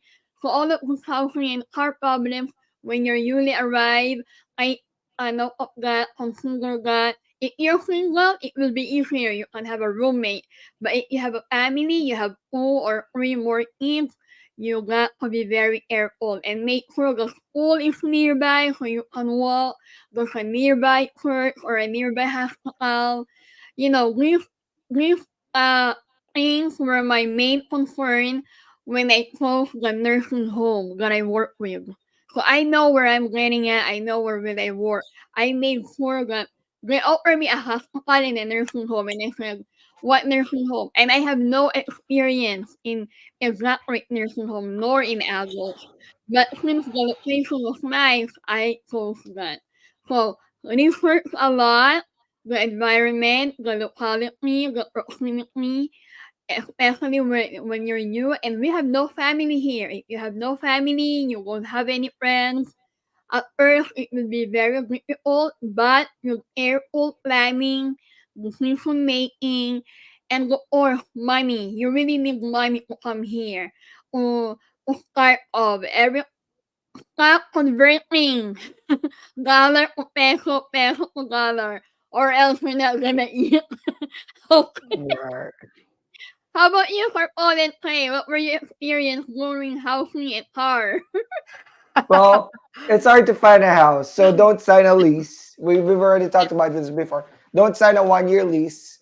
Try 1 month, 2 months, 3 months. It's usually expensive to do that, Yeah. but trust me, it's gonna be more expensive if you sign a 1 year lease and you realize you don't like the area because there's no Mm-hmm. washer and dryer in unit, and you didn't read that, and the washer and dryer are in the next complex, almost 1 mile to the other side, or the location is um what's that, it's not accessible, or there's crimes, high crime, Yep. robbery, theft Mm-hmm. in that location, or it's not just working for you, so you would have to break the contract. It's not like the Philippines where you can just be gone one night and the next day your lender is like, where are they? No, Yeah. they can report you. Everything here has a digital footprint.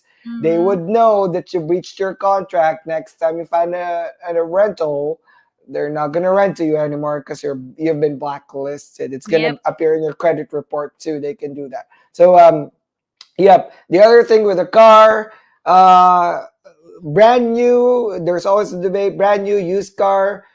We are financial gurus as well, people, right? Anna and Kay. Yep. We always say, get what works for you. But I will definitely not get a car that was offered to me by a friend in the States. You can get this for $500. Goodness gracious. I might spend $5,000 to get that We're fixed, right? Because, here. yeah, if I'm new in the US, I want minimal problems. That way I can focus on adapting to work and the community. If I Mm-hmm. have to worry about fixing my car in the middle of the freeway because I bought the dilapidated car, I won't want that stress. I'd rather pick an overtime once a month so I can have a brand new car, or at least a what you call that, the authorized use, or used authorized car, or pre-owned cars, right? Yes. That Yes. you buy from casa, or from dealership as well. So make sure Mm-hmm. that you get those warranties. Do not buy from Facebook Marketplace, from a friend, from somebody without warranty, Praise because if leaves. that Praise leaves. Oh my God. cars can be a liability. If something were to happen, that it got towed, you pay for the tow. If something were to happen to that and you're in the freeway and you caused an accident, you pay for your car and someone else's property or life or whatever it is. All right. And of course, another issue is insurance. I know from Philippines we don't love insurance because it's additional cost. That's federally illegal, to federal rule for you to carry insurance. And please check your insurance. I've seen people bragging for, I only pay $50. Let me see your insurance.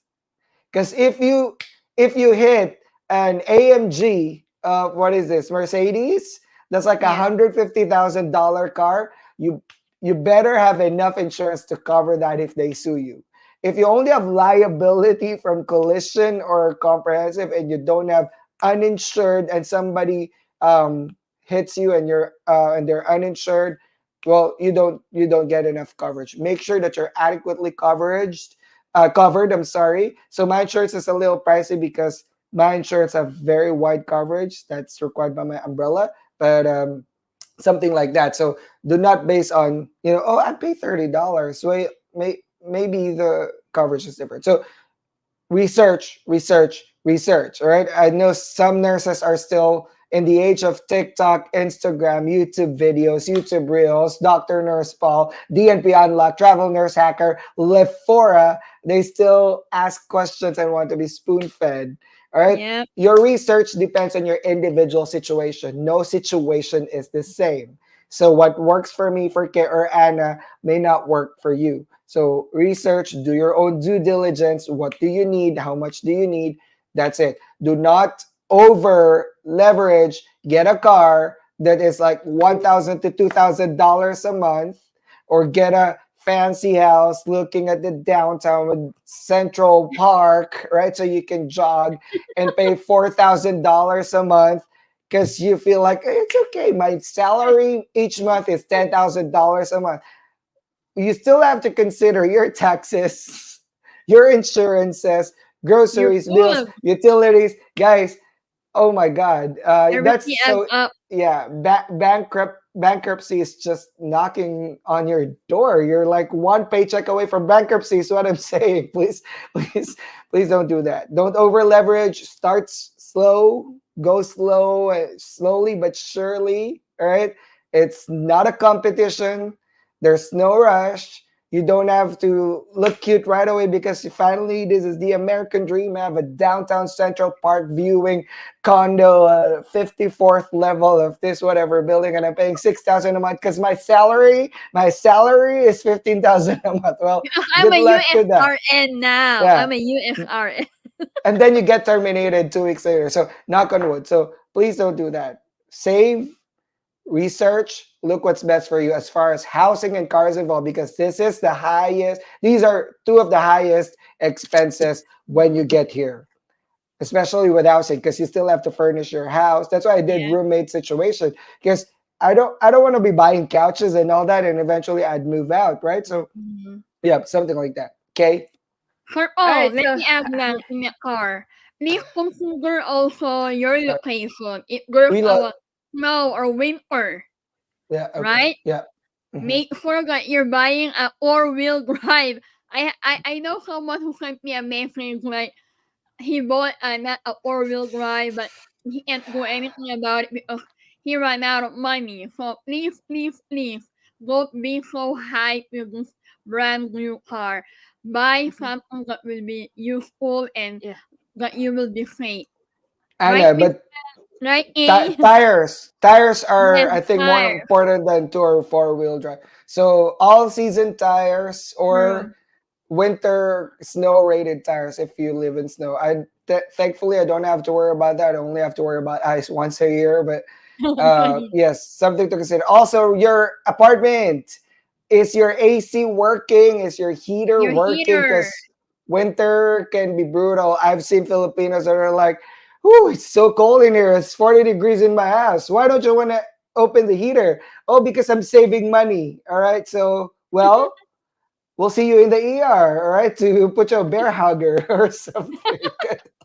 Hypothermic shock. Please don't do that. Please don't be stingy when it comes to heating and AC. I know some Filipinos was like, "Whoo, it's so chilly in your house. Your floor is literally frozen. What's going on in here?" I'm trying to save money. I understand that, but please don't compromise your health. But yes, something to consider when you move to the US, because we can have brutal winter seasons. And I'm speaking in behalf of Texans. I'm not even in New York, which can have snow that are taller than me. So, Right, uh, Miss A? Buying a car Yeah. and renting. So yeah, the problem when I arrive here in the United States, my contract states that they will provide me housing upon yeah, arrival. Okay. Number two, they will give me pocket money through the form of the reimbursements. Okay, these are all in the contract. Okay, so I came to the United States at 22 years old with $200 in my pocket, thinking that I will be housed. Okay. Upon arrival, there was no housing as promised. I was being told to just stay with my family, and I said this is not the contract. The contract clearly stated that I will be provided housing after arrival, And number two, that I will be given the reimbursements of all the things that I have paid for after arrival. That did not happen. So I have a huge problem with housing. I had to look for people who will adopt me because that is Manhattan, New York. Manhattan, New York is one of the most expensive places you will live in America. With $200, that's just good enough for buying a cardboard to cover myself. Okay. Housing did not happen again. So if your contract states that you will be provided housing after arrival, but it did not happen, right away consult a lawyer. Okay, consult a lawyer because that can be a breach of contract between you and the company. So if the lawyer will say, okay, your company breached you breach your contract, is that is that contract still valid? You're still going to work with them? That's the question you need to ask yourself. Is this okay with you? Okay. If again that company is creating so many promises for you, but the path after arrival did not happen, please consult the lawyer because it might be a case of breach of contract. Okay, like for my side, I was never given the reimbursement after arrival, and I keep on asking for it. Hey, I only have $20 left in my pocket. Can you please send me back the almost $1,000 reimbursement that you promised me? Never happened. Never happened. After 1 month, never happened. After 2 months, never happened. Finally, I got hold of somebody who knows how to work around in the United States. And that person helped me a lot to understand my situation. And he said, that's illegal. They cannot hold your reimbursement because your contract says so, that they should be given to you. Um, Again, I before arriving in the United States, please have at least $150 to $300 extra money for emergency if you need to consult a lawyer after arrival. Okay, a lot of these nurses have been promised housing, solo occupancy housing, but after arrival, a lot of them arrive Airbnb. in New Jersey. No, not only an Airbnb. This was legit. Okay, Don't legit. tell me Bahay it's ni a Kuya. dorm. Don't New tell me it's a Jersey, dorm. 8 people inside a two-bedroom apartment. Is that There is even a Oh. legal?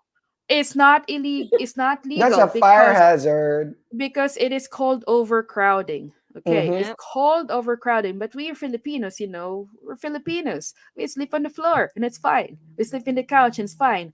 But it's a different when Always. you have, yeah, if it's a family, fine. If you're a guest of a friend, fine. But if this is employer, you cannot have do it to these nurses because there is the housing that is stated in the contract are really for solo occupancy.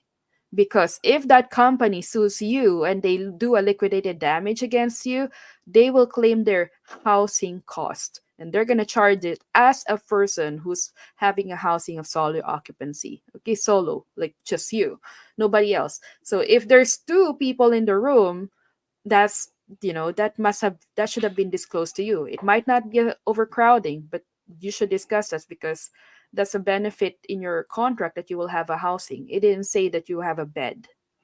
Okay, just a bed. So we've learned that a lot of I these mean, nurses came to the United States and were being placed in the couch and the floor. And after arrival in the United States, there's no even light in that complex. In that, you know how United States is, there's no like ceiling lamp, ceiling yeah. light in the living room. Usually you have to bring a lamp and plug it and turn it off on and off with a switch, but it's lamp. A lot of apartment in the United States don't have like a light on the ceiling. So these nurses did not realize that they don't have light in their apartment. The only light they have in that apartment was the bedroom. If you are a nurse under this situation, please consult a lawyer because these are not the right housing that should be provided to you. So again, car problems. A lot of people jump into those um, expensive companies. Example is IAS. I look at that. The very expensive cars they have in there. IAS. If you want, if you want luxury that you don't have to worry about car before arrival, then yes, proceed with that. But if you're a person who have time to research, please research those cars available because those are expensive. I've calculated one. The nurse was gonna be overpaying $9,000. Okay. From interests. Yeah, from and interest, number one, over. high interest, and number two is overpriced MSRP. Yeah. I mean, sorry, Uh, overpriced, of course, okay. sale of the car. I hope everybody learns how to use Excel because you can just put Yeah. simple formula there and it can run numbers for you. I'm an Excel person, okay? Yeah. Yeah, so I this is what I do. I help a lot of people navigate this housing and car problems before they arrive in the United States. I give them options so they will be saving. Warning, if you see a lot of nurses posting in the social media that don't worry about these things, the main thing is you get here, and then that's your main priority is to get here, and don't worry about these little things that housing, car problem. If you're a single, your risk tolerance is very high. But when you have a family and children and dependents with you and you're the sole provider, if you see people saying, don't worry about those things, please remember those people who are probably saying that, those are single people. Your risk tolerance on this is not going to be the same as them, because if you have Correct. family and kids and you have no place to live, Jesus Christ, right? You're going to be ending up in the street with your family and Homeless. kids, Yep. and then you're going to blame yourself for putting your family to this situation. And what is going to happen is you're going to be disappointed with yourself, frustrated, you're blaming yourself, and then you're going to be depressed after arrival in the United States because you subjected your family to this. Only if you did your research, then your family won't have to suffer this. But then again, you listen to those people on Facebook saying, "Don't worry about the main goal is to get to the United States." Please be careful with those advices. I have seen and that person very annoying because I said, people's risk is they're very different. Your risk is high risk. You're fine because you're solo. But these people come with a family, and these people's risk tolerance is not as high as you, and they really don't have financial support to support their family. So please be careful of what you read in the fora or other They feel like yeah, yeah, we're negative yeah, Nancy's party yeah, poopers, but we're just yeah, Beauty exposing parlor. yeah, yeah, grim truth that we've seen people. Some of them are my friends go into like such traumatic experiences that I yeah, would never have to like wish to anyone. Or I'm just lucky to be able to email lawyers and CEOs directly. All right. And I had a friend that was recently subjected to this roommate situation where it's her first time in the US. I don't want to name her, a very good friend, got into her housing and there was a roommate and she opens up the room and the roommate's room is there. The living room was technically converted to a bedroom. So you go in, somebody's there, and then you go to your room at the back of the house. Like, I think that's a privacy issue, right? Because that person can flag you for privacy or I don't know.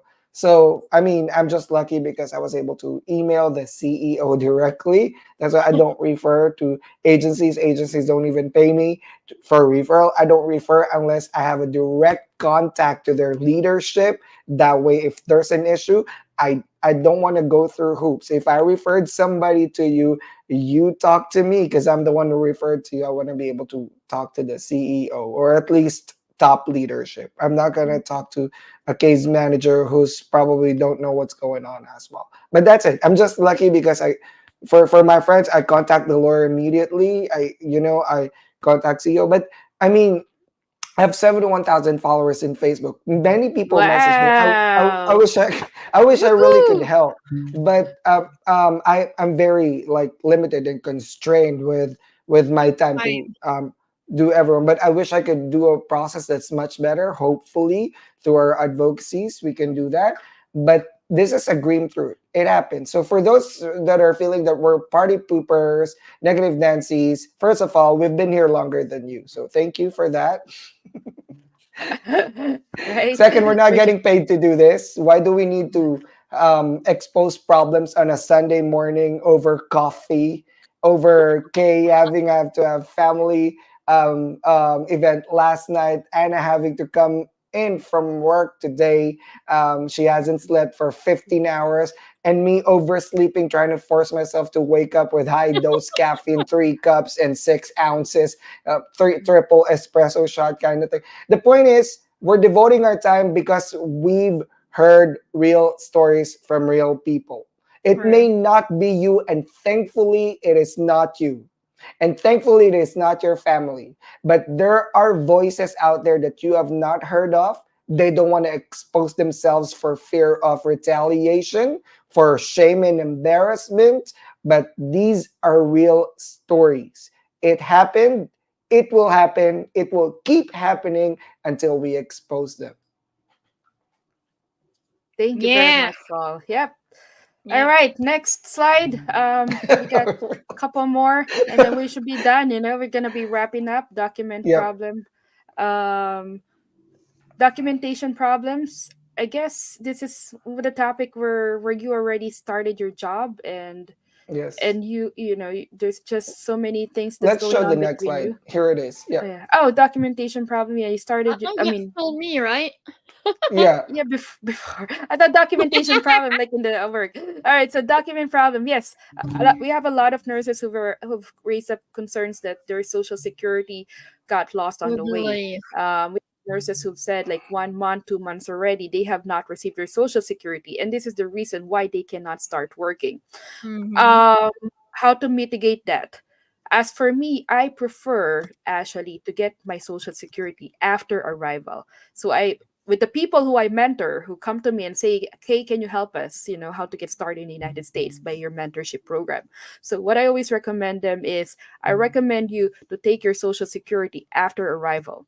So they recommend them rent for a hotel for the next 5 days, Airbnb for the next 5 days, and then that's the time you're gonna process these things. Okay. Social security, go directly to the social security office, because you can, depending on the office, you can get your social security within the same day. Okay, rather than you waiting for the mail to come in like in a couple of days or 1 week. Unfortunately, Can I it is add to possible. that? Well, Expert tip. Expert tip.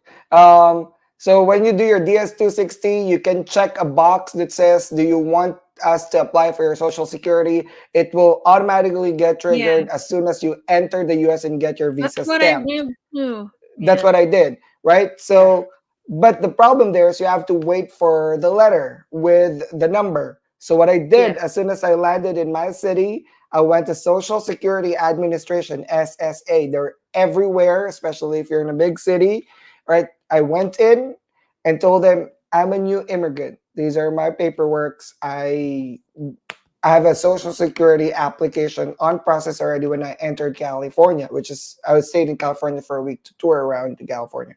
Can I just get the number? They're like, I don't think we can do that. But I was like, my job relies on this. I could not open a bank. I could Yeah. not apply for a job. I could not start with a job until I get my social security number. So I talked to someone, and finally, he just verified my information. I have all my IDs and all my documents. I brought the same pack that I went for a consular interview with, and he wrote the number on a piece of paper. And fast forward, the same day, I was able to bring that to my employer, open a bank account, and I was able to start my job in a week.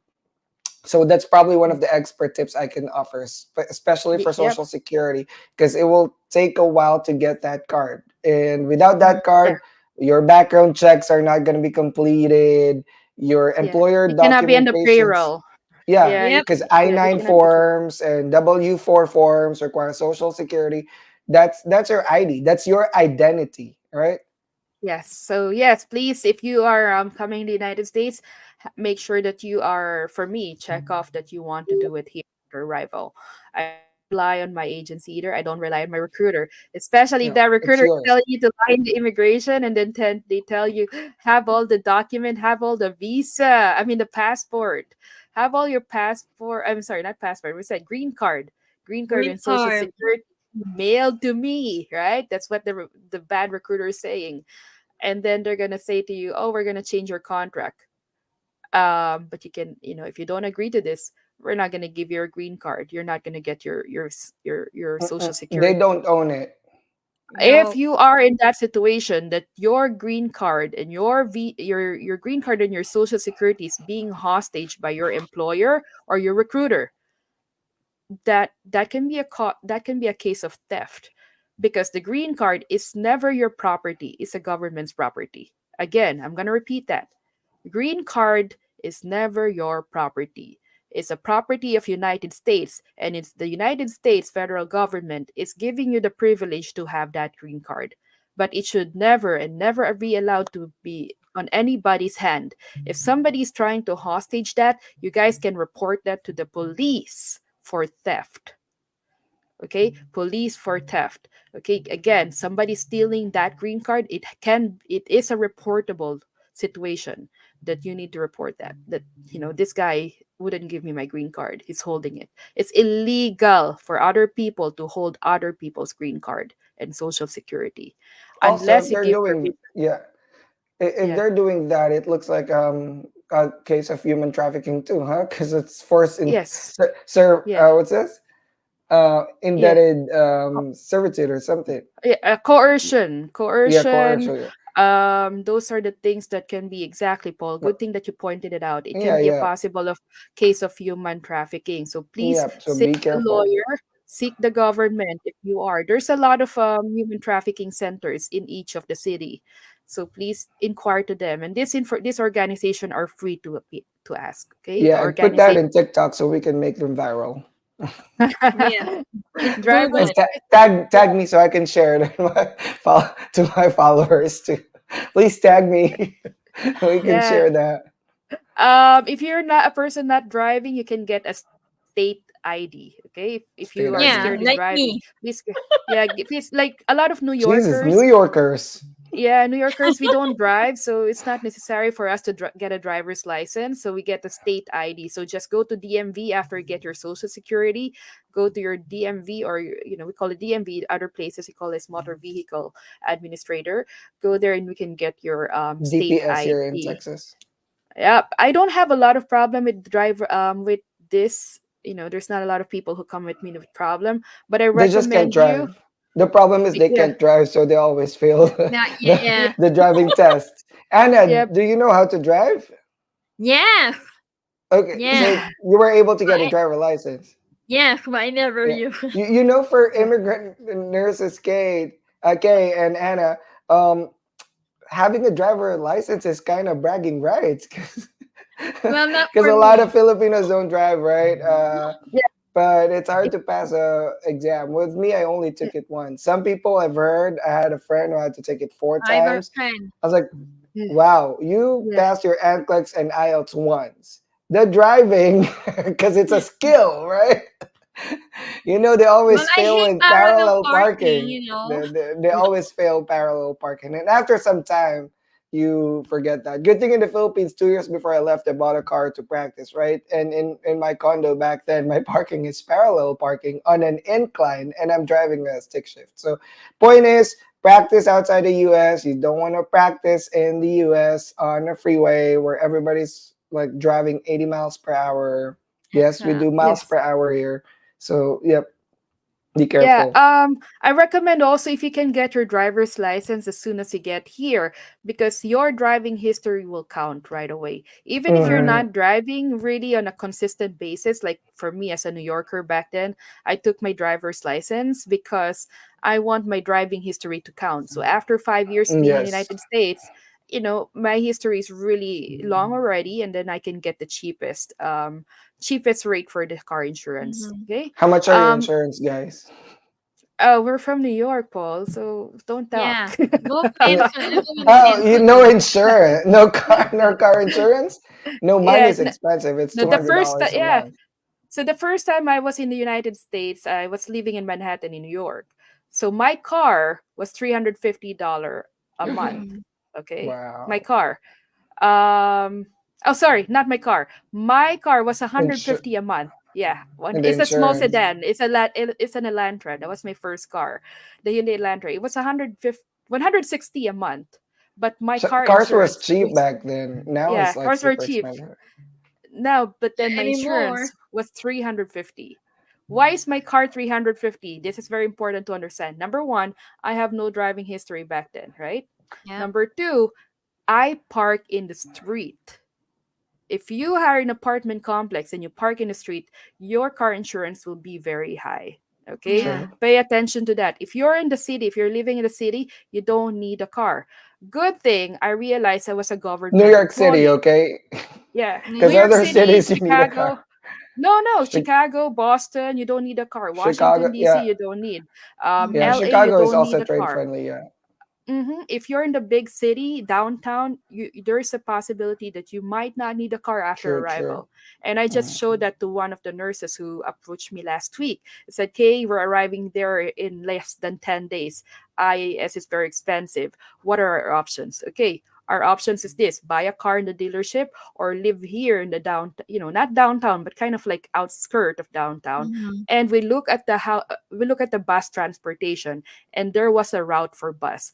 And when we Yeah, calculated the time that they're going to use a bus and buy a car, the amount of time that they're going to get to the same. work is exactly the same. 20 Yeah, minutes if you drive a car, plus 20 parking minutes time. if you take a Mhm. bus. So, does it make sense to buy a car right away after arrival? The answer is no. True.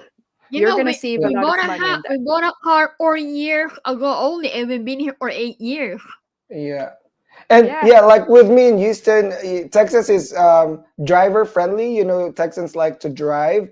But to be honest with you, I'm in Houston and I live within the city, in the loop, right? I have three bus stops like outside my neighborhood. So there are Mm. bus stops.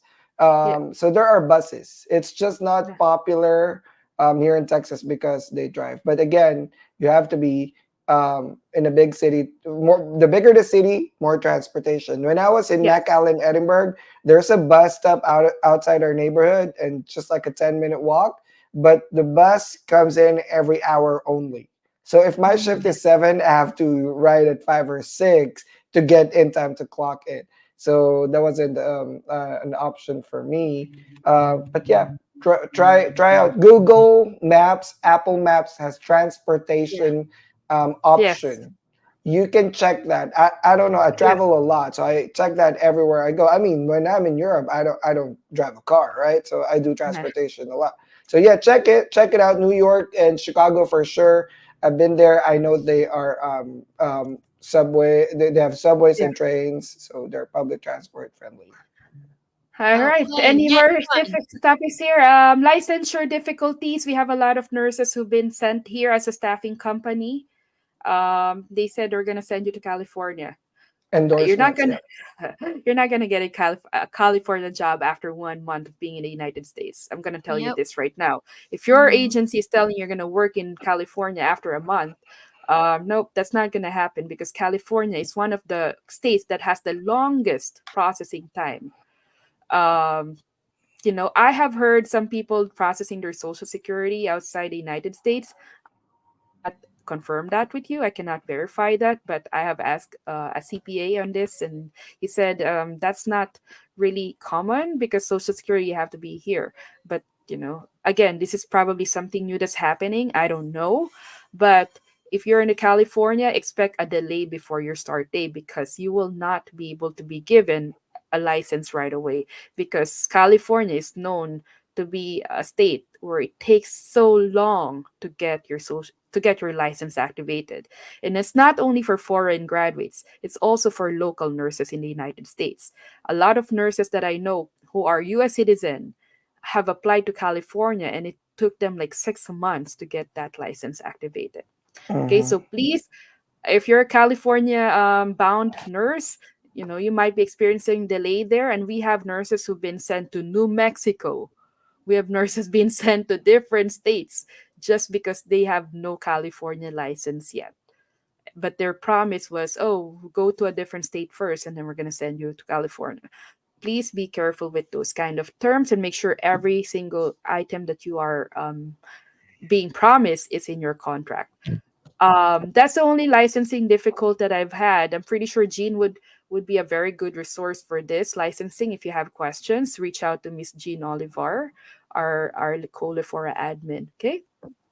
No, like in Texas, some states require you to, like in New York, you have to pass your infection control and what's the other one? The child The abuse. negligence. In Yeah. Texas, you have to pass the jurisprudence. So there are states that you have to take extra examination in order for you before to take New York the is child abuse, right? Something child like that. Yeah. abuse, yes, and the Yes. infection control. My suggestion here is if you know you're working in another state other than your state of licensure, start processing that before you get here. My original license was True. New Mexico. I'll work in Texas. So I processed Texas 6 months before I moved to the US. Because why would I wait, right? I want Yeah. everything in place Yeah. when I get there so I start working because the longer I wait, the longer I couldn't work. I'm not here to You're not losing work. Who money pays for too. my bills and Mm-hmm. my rent, something like that. So Yes. just be proactive because Yeah. some people, Usually, yeah, keep a list of things of what to yeah, do. You want to work in California, then apply ahead of time. The problem is if you don't have social security, I've heard people found a way around it by applying for ITIN. Just make sure that you're eligible for ITIN if you're not a US person, okay? Because and they're posting it in social media. If you're doing something of a loophole and it's not known if it's legal or not, I'll don't not do it. post it. Yeah. Well, a lot of people are very Advocacy, risk taker at this time. They will just Yeah. take whatever. So I'm not, Um, yeah, but apply if you're for that risk, license ahead of time. Yeah. yeah. If you're that Risk person that taker. wants to advocacy take is like risk, expect a loss, right? Right. from us from the Philippines. Some Filipino nurses are not licensed back home or don't have a PRC license.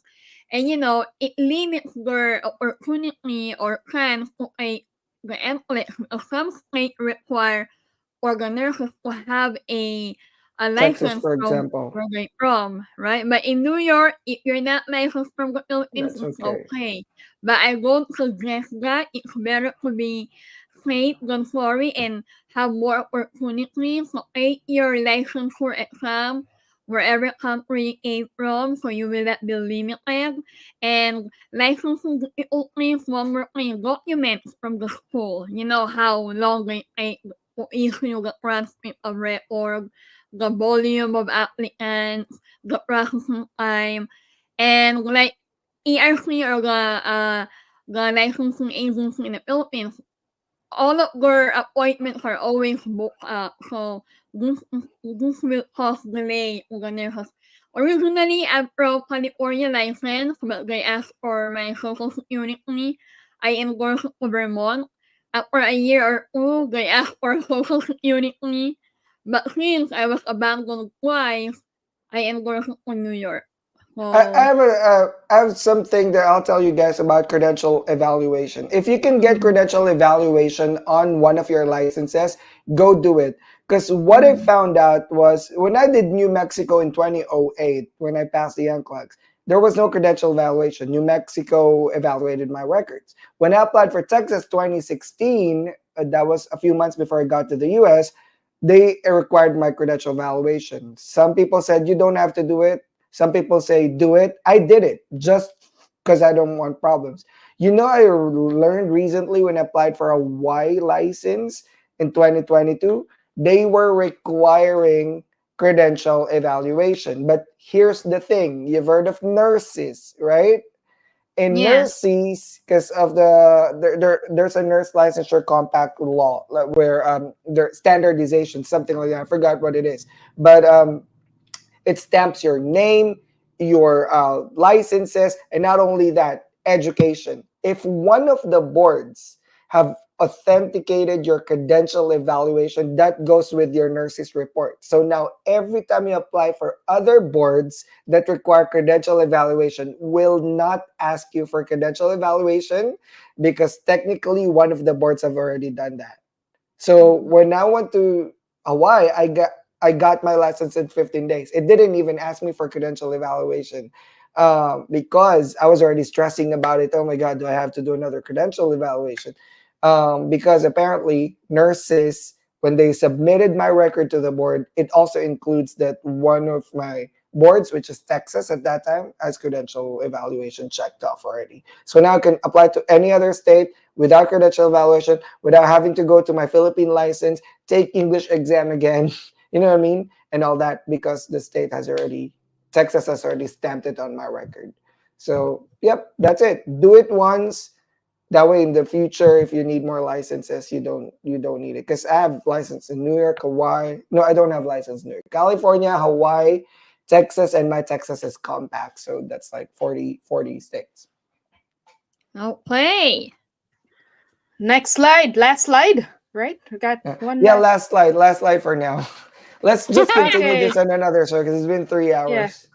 Yeah. So U.S. employer training problems. Okay. People have come to me and say, okay, we were given a lot of modules, training modules after arrival to the United States. They want us to finish all this, and when I look at it, so you got two informations there that you were gonna be getting from your employer. Number one is your onboarding HR documentation. If your employer is telling you to finish all these forms and fill it up and send it back to them, what are they? Onboarding HR is this: you need your medical test, you need your urine lab test for drug screen, you need to fill up this W-4 form for payroll, you need to do this, sign these documents about specific HR documents. Okay, you will know that it is an HR document because those are not clinical related. Now, you will get another set of documentation or papers that you have to finish. They're called Health Stream, Relias. These are called your on clinical nursing orientation. If your employer or Onboarding agency is requirements, telling yeah. you to finish all these things before starting, you will identify this by finding out that these are clinical information, because they will tell you this is how you do your documentation, this is how what is fire drill, fire alarm, what is race, what is how to do medication administration. If this is specific clinical, again, clinical training, those trainings should be paid. Okay, they told me that they're not going to be paying those documentation.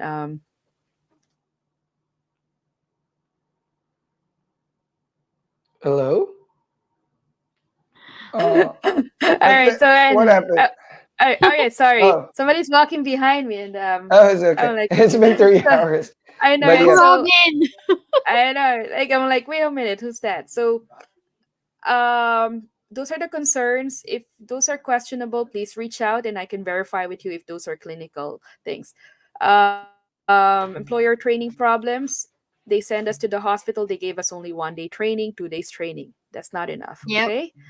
um Mm-hmm. this is things that's happening here in the United States. If you're staffing, please pay attention. If you're a staffing nurse, please be very careful in how you perform here in the United States. We have a lot of nurses who are understaffing companies, and they were told that they were terminated. Why? Go back to your contract. It says they're at will. Okay? Mm-hmm. If you're an at will, this is the most dangerous part of staffing. If you're an at will employee, and at will means that employer can terminate you anytime without any reason. If you're under staffing company and you got terminated, what will happen next? Your agency can just tell you go to a different company. Okay, but if they're not going to give you a different company, the other option that you will have to do is you're going to have to pay that breach of contract fee, termination clause. So why? Because it says there that you have to perform on the criteria or on the level that is satisfactory to your employer. Now, if you are, let's say, if you're working in one hospital and this manager said that you're not at par to our expectation, we're going to terminate you. We have a lot of agency and staffing company who said we cannot send you anymore anyway. You got terminated, you got fired by that hospital. We're not going to send you anymore. Anyway, any place, you have to pay the termination fee. And how much is it? $30,000. Okay. Your termination was based on the very subjective decision by the manager. Okay. It doesn't mean that the other managers in that hospital will have the same level of expectation. So if ever you're in that situation that your agency is telling you, I cannot, we cannot send you anywhere because that hospital has terminated you. The next thing you should do is ask the agency, can you please give me an option to go to a different unit or department? Okay? Please give me another chance to go to a different unit or department because that's the responsibility.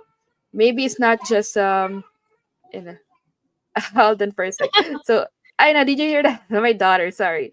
Um So please talk and negotiate with your agency or your employer first to give you alternative before they give you that termination clause, that you have to pay those $30,000, because that's not fair in my opinion. Correct. The expectation of a manager, that specific manager, does not mean the expect will be the same expectation from a different unit manager. So Mhm. each manager from different department will have different expectations. So please reach out and negotiate first to be transferred before you agree on paying that termination clause. Okay, because we have a lot of nurses who are on this problem right now. Hi, Robin. Oh my Hi, God! Robin. Hello.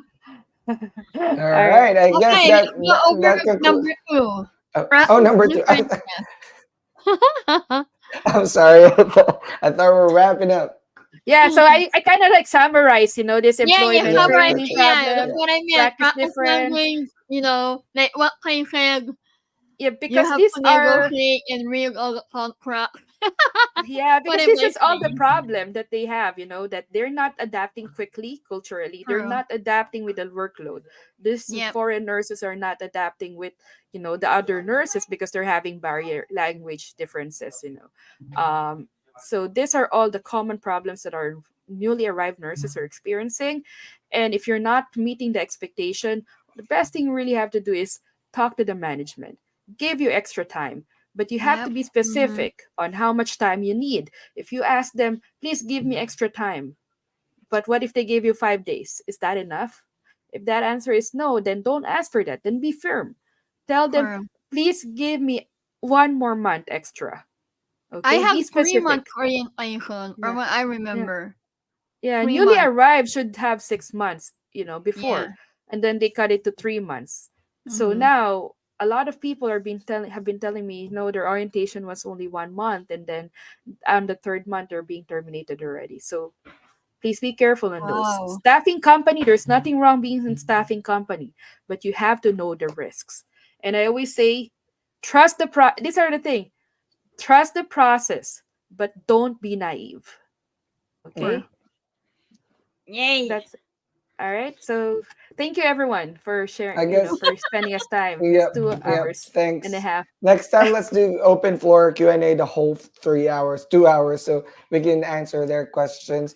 But there's a lot, and we've been Yeah. talking about this for 23 episodes long. But next week is going to be a very exciting show. Let's flash the Yeah. show for next week, episode 4. 24, remote nursing jobs. We're going to have a special guest, Special two guest. special guests, A and very we're going to famous announce. one. Yes. We're gonna announce that in the next couple of days here in our pages. Thank you guys for joining DNP Unlocked. Thank you, Kay. Thank you, Anna. Thank you all for Everyone whoever for stick watching along. 2.5.